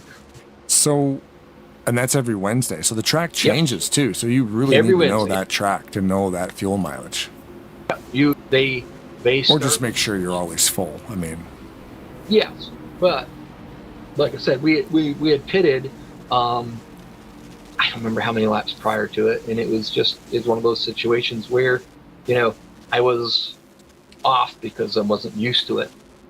Basically, it's what it boils down to. You gotta get used to the idea that you're doing, you're going to a 130 and not the 160, and that's where I got caught off. Lights are off on the pace car, and we have Keith Bynum in the lead, Greg Love on the outside, Nate Balzer third, Kelly Causa fourth.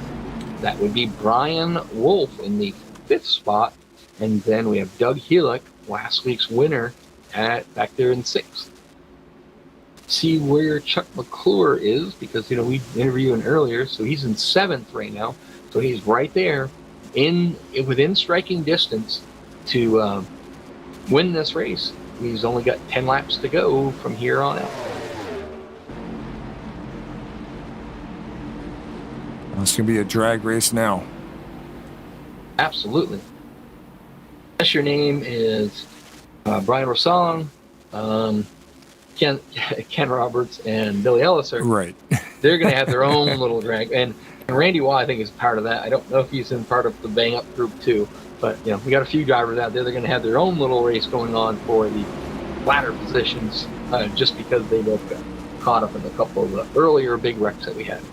Yeah, and unfortunately for David Chin, David Little, and Javier Negron were forced to retire due to accidents. Ulysses Sandoval has 24 laps led, but he's currently way back there in 21st after that wreck as well. But Keith Bynum right next to Greg Lovell here. Waiting to the see race who gets begins lap 57. Was on it, but the problem is Kelly Causa behind him was not. Nate Balzer pushing. Keith Bynum there on that bottom groove. Think that's going to be more prevail. They're going to prevail a little bit more. Still, Kelly Causa has not got to the rear bumper. They're going to move up. There it is. I was just going to say they just moved up, but he had not got there.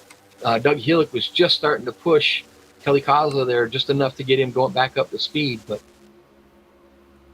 Brian Wolf looks like he's looking to get up in that second groove if he can.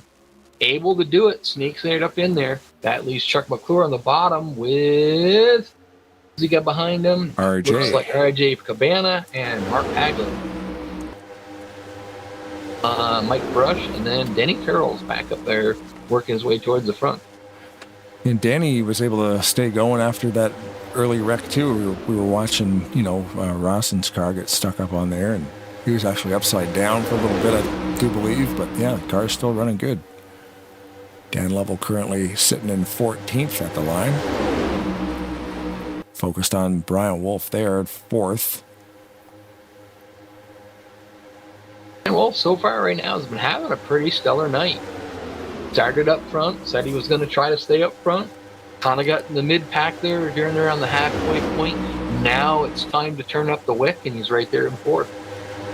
I am doing a lot of blocking, not really blocking, but just trying to predict the line. Balser all over him. Like I said, Madison Balser is watching on the YouTube channel there, so she's watching to see what Dad can do. He's sitting in second place right now. They're trying to figure out a way to get around Keith Bynum. It depends on who goes with who, really. Nate Balser's going on that high side. Yeah. And he's going to Greg, go with him. it looked like good luck. Like Greg Lovell wanted to go up there, but it just wasn't quite room enough. And then Brian Wolf, who remarkably was just on the bottom a minute ago. There comes Chuck. Holy moly. Ooh, Keith. Oh, that was a little late. That was a little late. Yep. Almost caused a pretty big one there, but Keith started moving down, saw that was not going to work. Keith, moved back up into the middle lane, said, nope, and unfortunately it took a little bit of momentum out of that bottom lane a little bit. But yeah.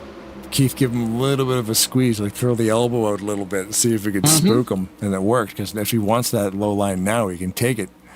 You can see right there. He's gonna. Oh, he hit Brian. Drifted up into Brian Wolf. What a save by Brian Wolf. Wow. How did that happen? That was crazy. He stabbed the brakes at the right time to straighten that thing out. Holy moly. That was crazy. And back in the pack there. He's right behind Paglia. He's not lost.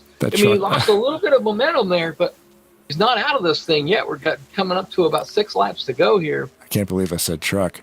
That car looked like it was completely sideways. What a save by Wolf. Wow. He lost about 10 spots. Balls are able to get out front. Yeah, so Wolf went from second to... Ooh. Bynum got a little bit of a tap there, kind of sort of in the middle of that trial, and it kind of knocked him out there into the third groove. Second to 15th for Wolf. Yeah, but he didn't lose. Backwards. He lost a little momentum. He pulled right in, got into the pack right behind RJ Cabana, and now he's in there right behind Dante Ricky, and just, that was an amazing save. I couldn't, like I said, that's a brake stab at the right time. Like perfect timing to straighten that car up. Kazi now getting pushed by Lamas and Hulick. Balser still leading this thing. Unfortunately, let's see, Sandoval lost one of his wrecking ball teammates, but no, I kind of have this feeling that these guys in the Toyotas are all kind of usually kind of work together anyways.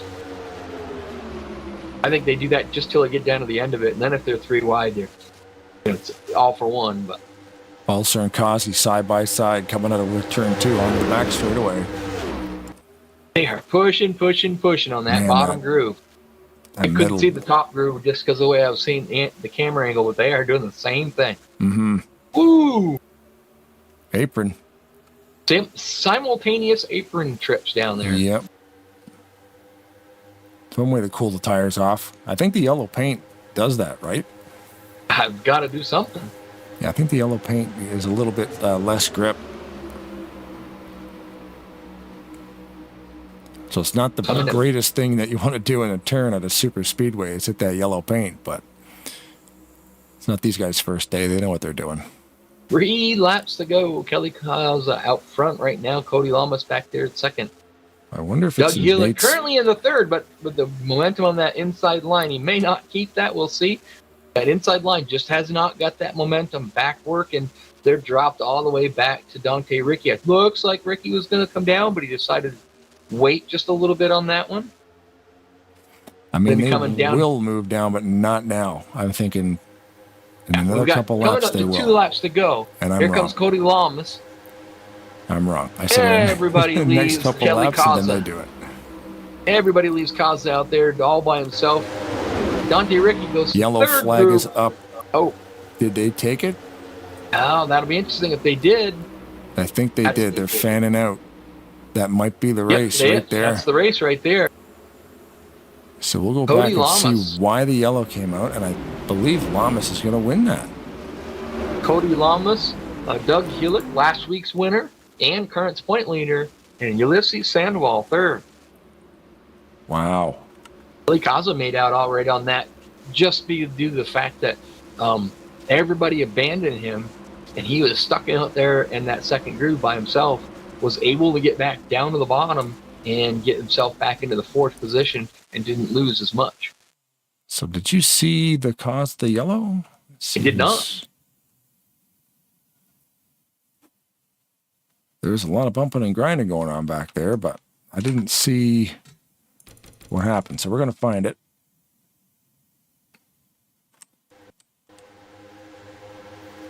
Yellow flag comes out right there, which means we are looking at, looks like Dan Lovell and Robert Spring running together and actually kind of spun each other out. So that is the cause of the yellow, which then this ends up being the race back right here. So the yellow's out, so they're racing to the flag, just the tri-oval, and what a Causey ended up going from 1st to 4th. Yeah. In a few hundred yards. And that'll be the race right there. I mean, it's not done yet. We still have to make it back.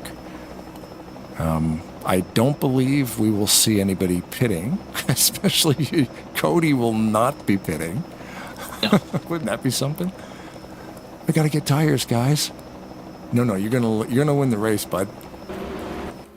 But you have to get the checkers first. We've seen guys mess that up before, though. They think the race is over and then they leave the track.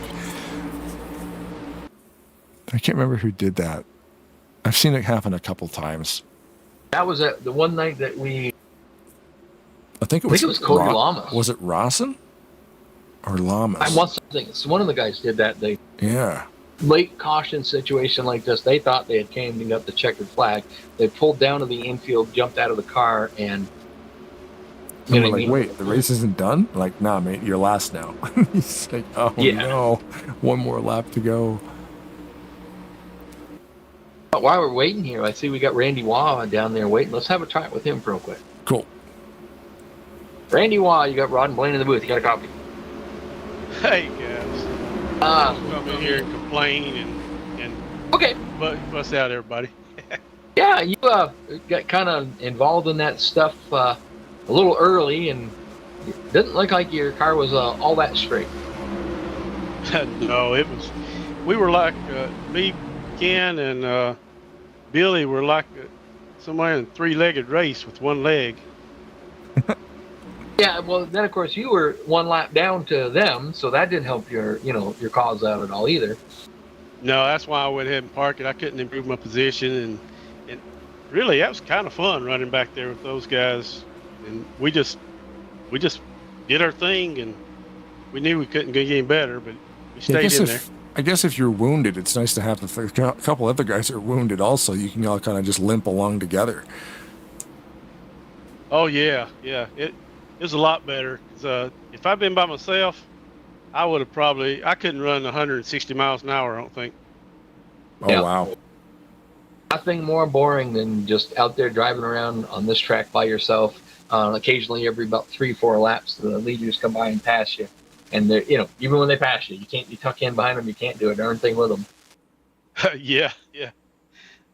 But I just want to come down here and say hi and mention Corey, because I know he's going to be watching this, so I just want to give him a shout out. So. Absolutely, we shouted him out a couple times tonight.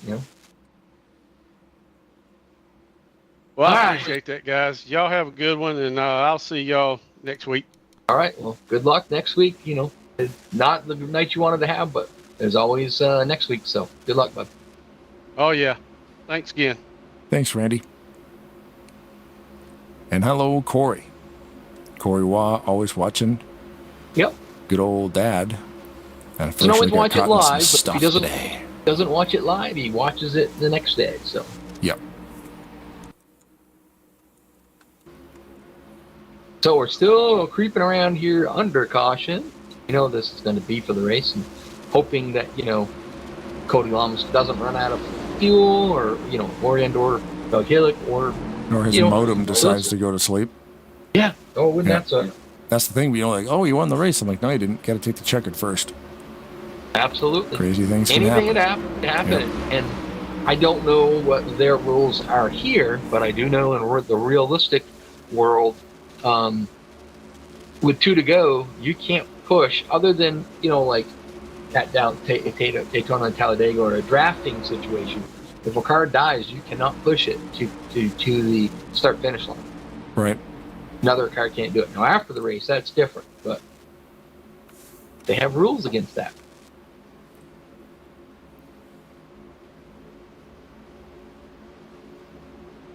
Here we go, the Dramatics finish coming down to the line. Cody Lamas is going to win it. Actually, I feel like just barely keeps ahead of the pace car. The pace car actually beat him to the line. That's true. Yep. So we can't give it to Cody Lamas, and we got the pace car won that one then. So we'll have to ask him about that. How's it feel finishing second to the pace car? And your winner, the pace car. Yep. So that how does it feel? The pace car cheats, man. We've seen that guy do 250 mile an hour.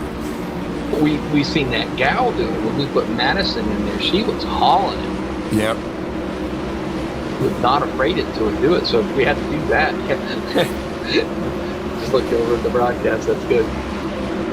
Yeah. That was a good race, man. Yeah. And that last yellow came out at such a crazy spot where I'm like, oh, yeah. Okay, the race is, the race back, we kind of missed it. But yeah, we caught it in the replay there, and what a move by Cody, just soared by everybody. Causey was actually in first, ended up in fourth, just because that line was just moving. Well, they dropped down to the bottom and they passed them. Of course, Causey's going to go back. He's got no help. Although I would say that the caution helped Causey a little bit as far as keeping him in fourth position. With that momentum loss, he could have been a lot further back. The caution was timed kind of well. He still wanted to win this thing, but you know what I mean. Here we gotta see if we can get Ulysses Sandoval keyed up here. Just as I go to do it, he gets moved down there. Yep. See what Cody's trying to do here. Well, there is no password on that channel either, so you can always go down there, and then it's our discretion whether we want to talk to him or not.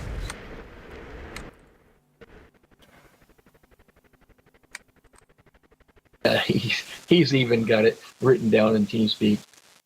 Ulysses Sandoval, known as the 96 in-race reporter. Right. The one and only, apparently, yeah. All right. The one, the only, the in-race reporter. His name is Ulysses Poppy Sandoval. You got a copy? Hello, you guys. So, you didn't win it, but you ran up front all night. Great move there at the end. I believe... So Helic and Lamas are all Toyotas. Are they part of Team Wrecking Ball?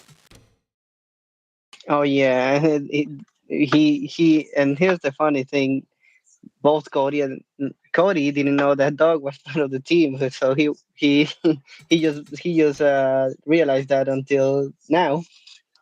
Uh-huh. That's a Team Wrecking Ball 1, 2, 3. Oh yeah, team Wrecking Ball. They realized we were all part of the team as soon as I let them know, guys, we're 1, 2, 3.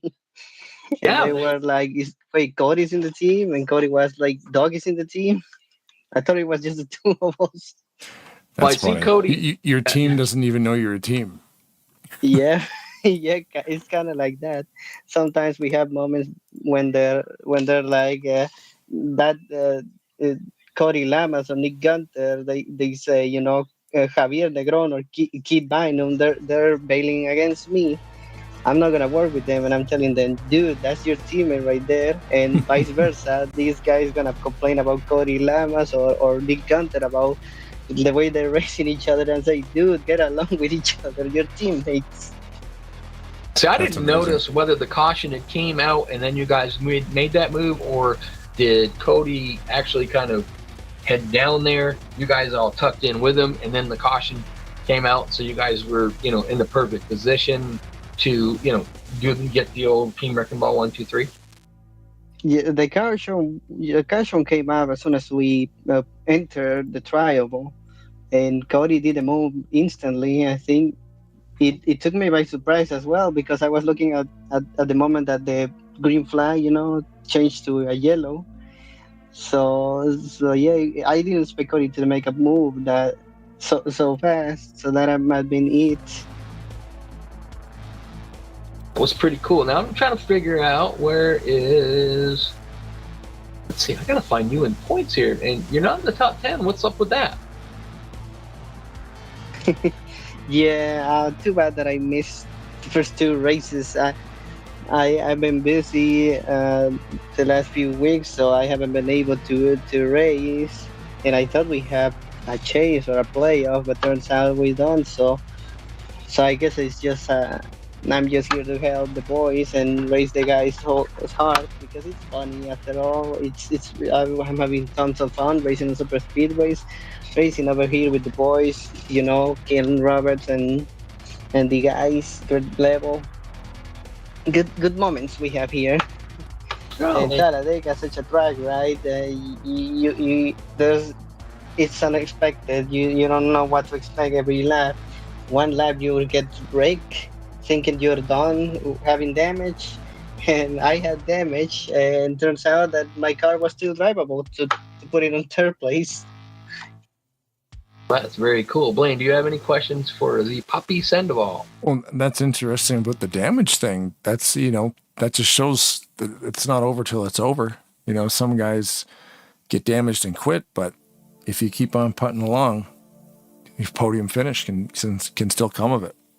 Yeah, after that break, both of my sides were folded, and the back end was the deck lid was lifted. So I thought, man, I'm done for the day. This car's destroyed. And then after the next restart, my car ran smoothly. I was able to push big time the guys. So it worked. After all, it worked. So basically, what you're saying is you're not going to probably pass post race tech through the room of doom, because it's not going to fit the template. I'm just gonna tell them it fit before, right? It runs. That's all it matters. Yeah, fit before it. So I'm good. Yeah, the AC works, the radio works. So we're good now. There you nice. Go. All right, buddy. Well, congratulations on your third place finish. And, unfortunately, you just get your first round of points. So you're probably going to be back there in somewhere near the end of the points, but that's okay. So we'll give you an opportunity to thank anybody and everybody you would like to thank. The floor is yours. Big shout out to the teammates who made it out, and those who didn't make it. Some of my teams, like Javier, got wrecked out. Dante, a Toyota teammate, also got into a wreck. I don't know. He was just like me. I think that he was able to race smoothly around the field, even though he got wrecked. So good for him. Big shout out to Denny Carroll. I heard that he had a loss, so my condolences goes to bro Denny, and a congrats as well to Cody Lamas for his win. Good win for him, because Cody. And also thanks to the sponsors to bring the broadcast to Saturday nights, Bryant Motorsports, and that ends my report of the night. Awesome. All right. Well, congratulations, buddy. Glad to see you back here racing on Saturday nights. Thank you, guys. We'll see you next time. Right on, buddy. Have a good night. Like that. Later. Later, he says. Yep. All right. Doug Heelick, you go right and Blaine in the booth. You got a copy. Good evening, gentlemen. How you guys doing tonight? So, we brought you up here last week. Had a great, fun interview with you. Got to turn around and interview you again last week as the winner, and then of course that put you into the points lead. Come out here tonight in second, so that's gonna pad that points lead a little bit. Although Cody Lamas is gonna gain a little bit on you, but I don't think he's gonna gain that much. Yeah, I'm not even sure where Cody's at in that. He is currently in 6th spot, 20 points behind you before tonight's race. Ooh. You know, Cody's a hard charger. You know, he definitely earned the hard charger award going from second to first. So, gotta give him credit. And you hard charger going second to first. You never did get an opportunity to lead a lap tonight, so you know Cody gained on you there a little bit, but you still got 7 races. You've been having a pretty good season so far. Tonight's no exception. You guys made a great move right there at the end, and you got all 3 Team Wrecking Ball cars are 1, 2, 3. Yeah, it's definitely good to have some teammates out there, and when you stick together and you work together, good things can happen.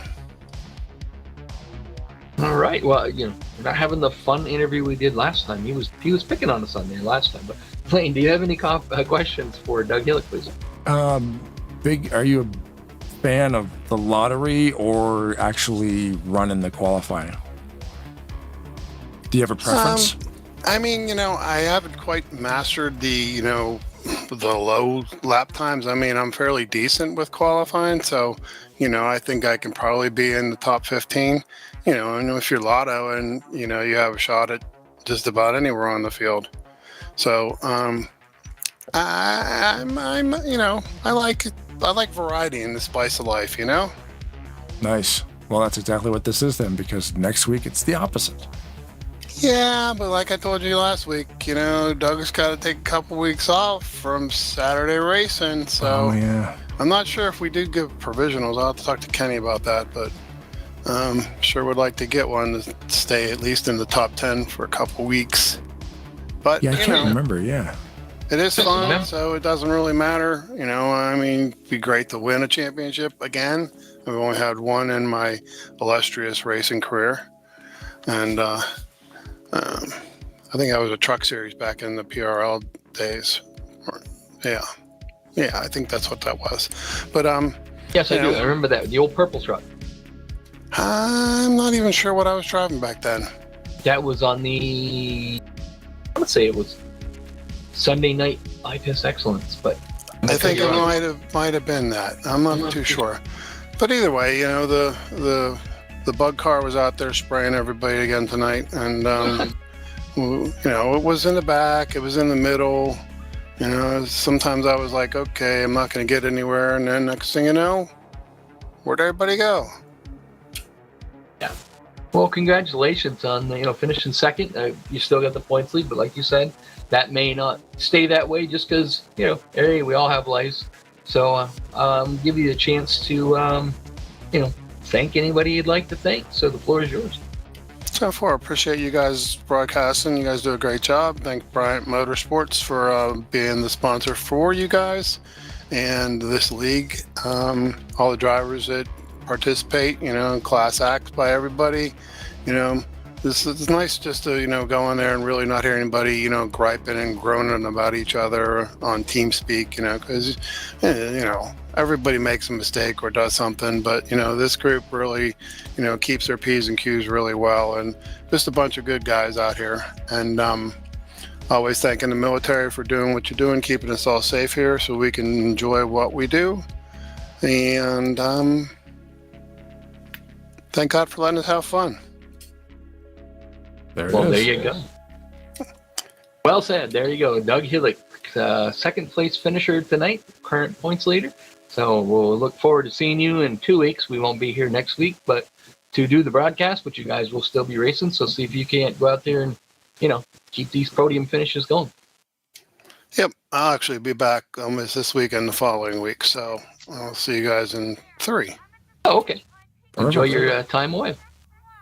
I'll try to, but you guys be safe out there. And again, thank you for what you do. You do a great job and having fun.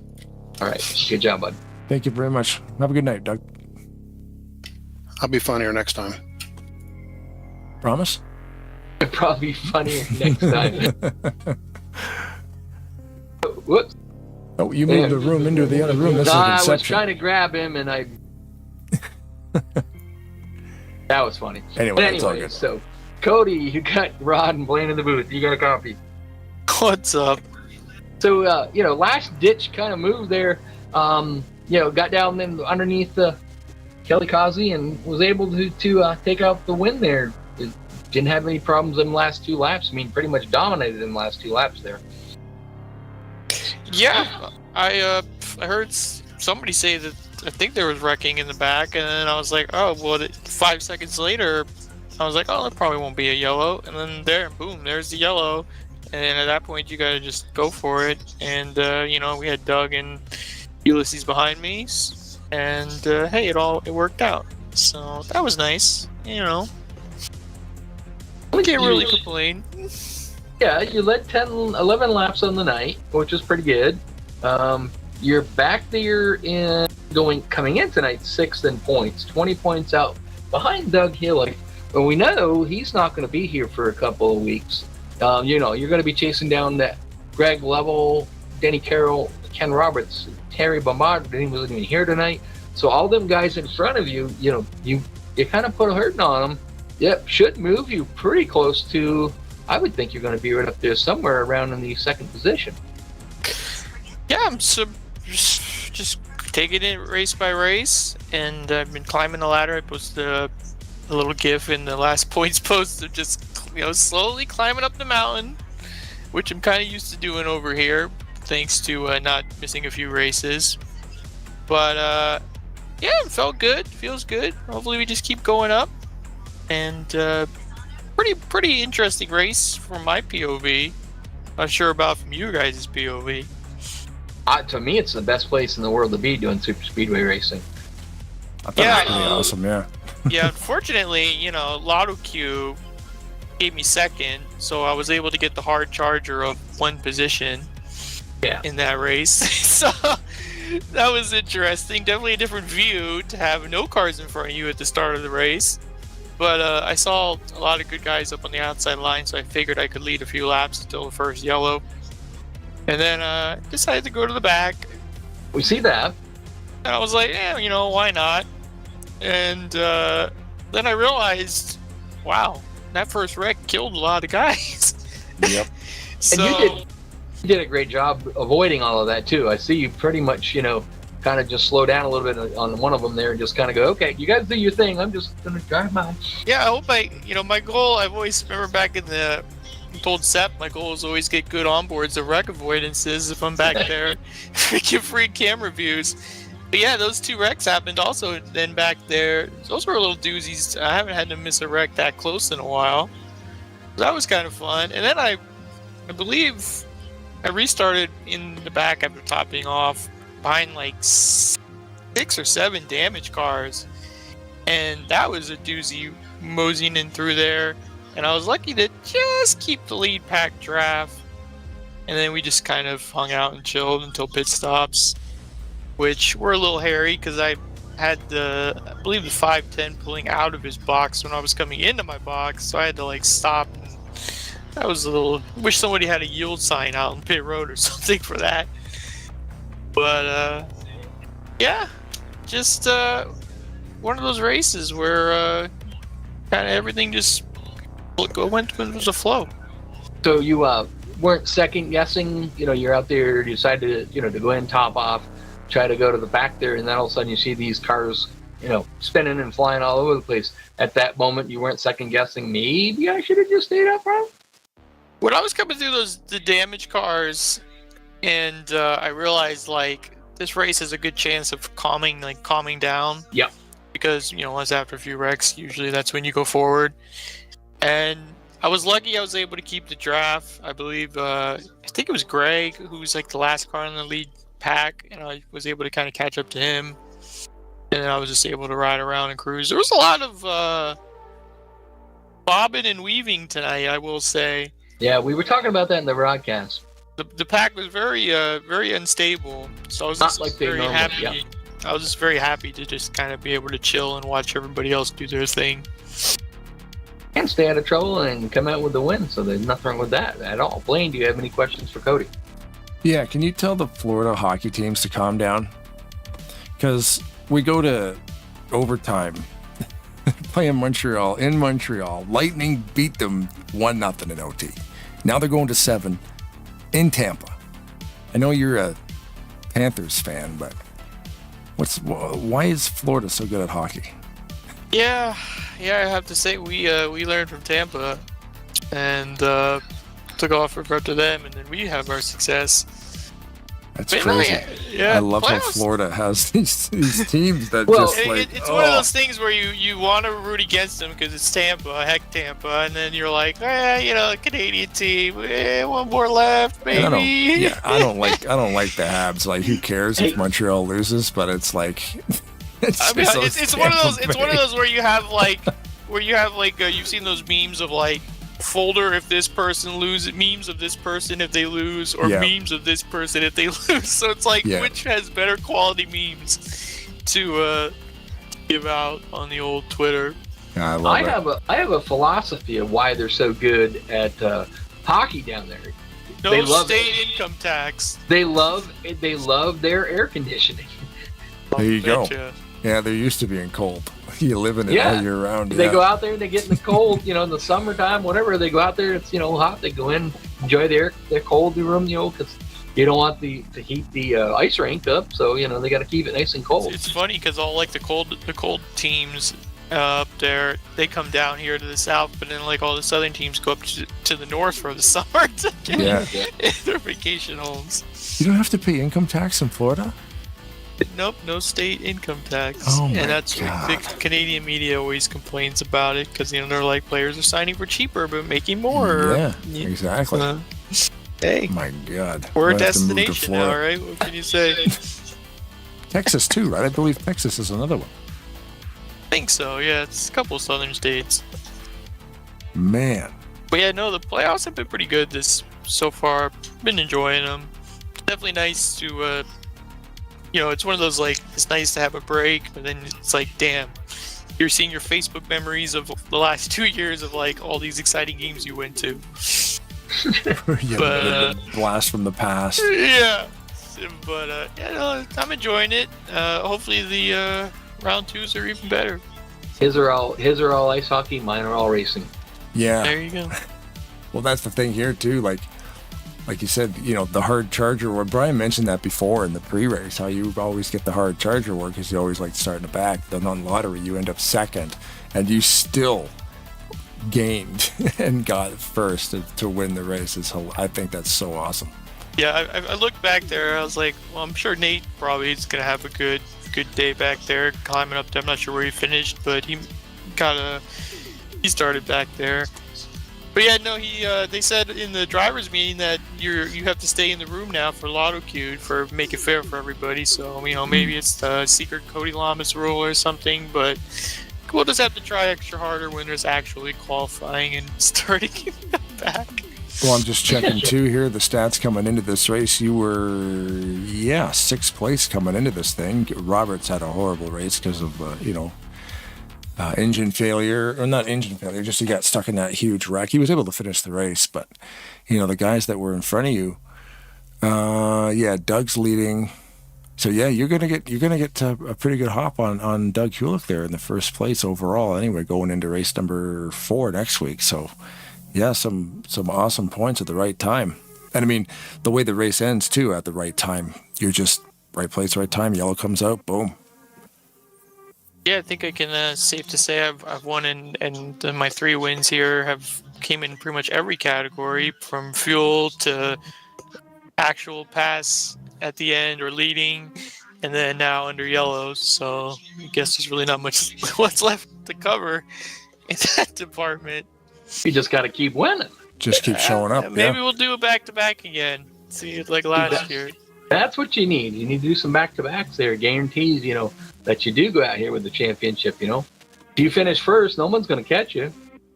Yeah, it's nice to, not miss a race or not have, like the last couple seasons, like RTG, I've missed a few.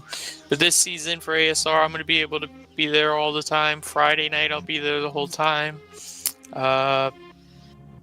RTG, I should be there for the whole time.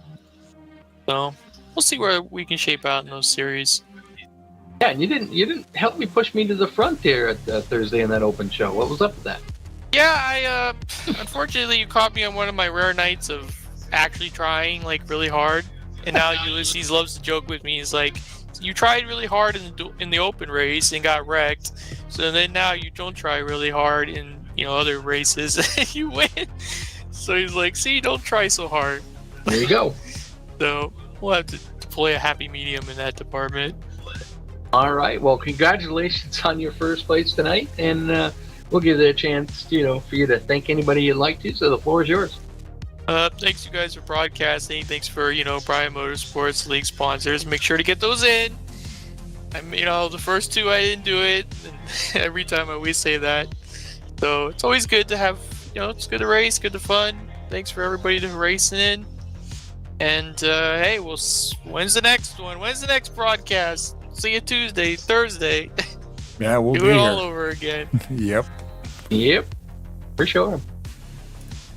All right, there you go. Cody Lamas, your winner tonight. So good luck with that. Good job with that, and we'll see you probably Tuesday night. See if you can't go get yourself a win over there. Yeah, maybe hell will freeze over if that happens. They're coming for you if it does. Congratulations, bud. Thanks, guys. Thanks, Cody. Always a good interview. Yeah, he's fun. I like that guy. I don't know why I always get off on the hockey thing with him, but we talk racing the whole night, so we break it up a little bit, talk some hockey. But yeah, he was in the right place, right time tonight. I mean, that yellow came out, and we're all thinking Kelly's going to get it, and then holy moly, he ends up getting fourth. But good points for everybody up there, and unfortunate for Ken and a lot of guys down the bottom. Craig, Billy, Ken, Randy, Javier, Dave Little, and David Chin just got caught up in some stuff, and a lot of those guys are actually able to finish the race under power, but yeah, things happen. That's why it's a simulator.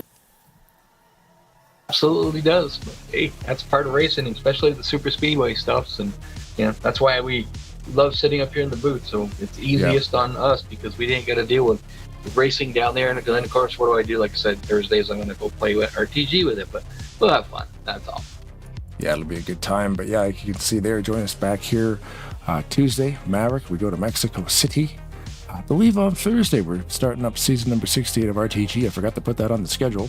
Next week here on Saturday, won't be home. We'll be in Toronto, so no broadcast here at ASR, but they will still be racing. That'll be race number 4, and then the day after that, SMO's got the Bash, the 2026 Bash, where they encourage you to destroy everybody, and that'll be a lot of fun too, and very hectic trying to call that one properly, but it's a lot of fun. That's the name of the game.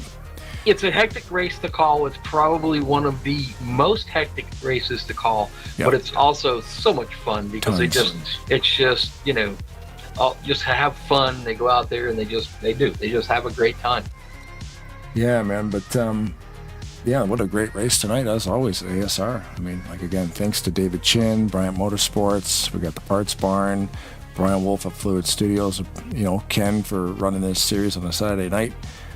Always fun to come here and do this for these people. Of course, the drivers, thanks for showing up and racing, because it's always great racing. Always fun calling these races. Everybody in the YouTube chat live. If you're watching it live and interacting, that's awesome. If you're watching on a rerun, that's also awesome. All the interaction, it definitely counts. And Rod, you got anything left to say? No, I think it was a great show. Good show, fun. It'll be interesting to see if Keith Hughes decides to throw me into his car on Tuesday. We had a joke going along with that, but it was a great race. Happy to be doing this for him. Gonna kind of sit around here next Saturday twiddling my thumbs going, well, now what do I do? But that's all right. We'll figure it out. That's it, man. Yep. So thanks, ASR. Thanks for people watching. Thanks to the drivers. And thanks to our sponsors, Bryant Motorsport Class. I can't say that enough. That's so cool that the whole thing's covered. And as always, congratulations to Cody on the win. We'll see you back here in a couple of weeks at ASR. If the women don't find you handsome, they should at least find you handy. Keep your stick on the ice.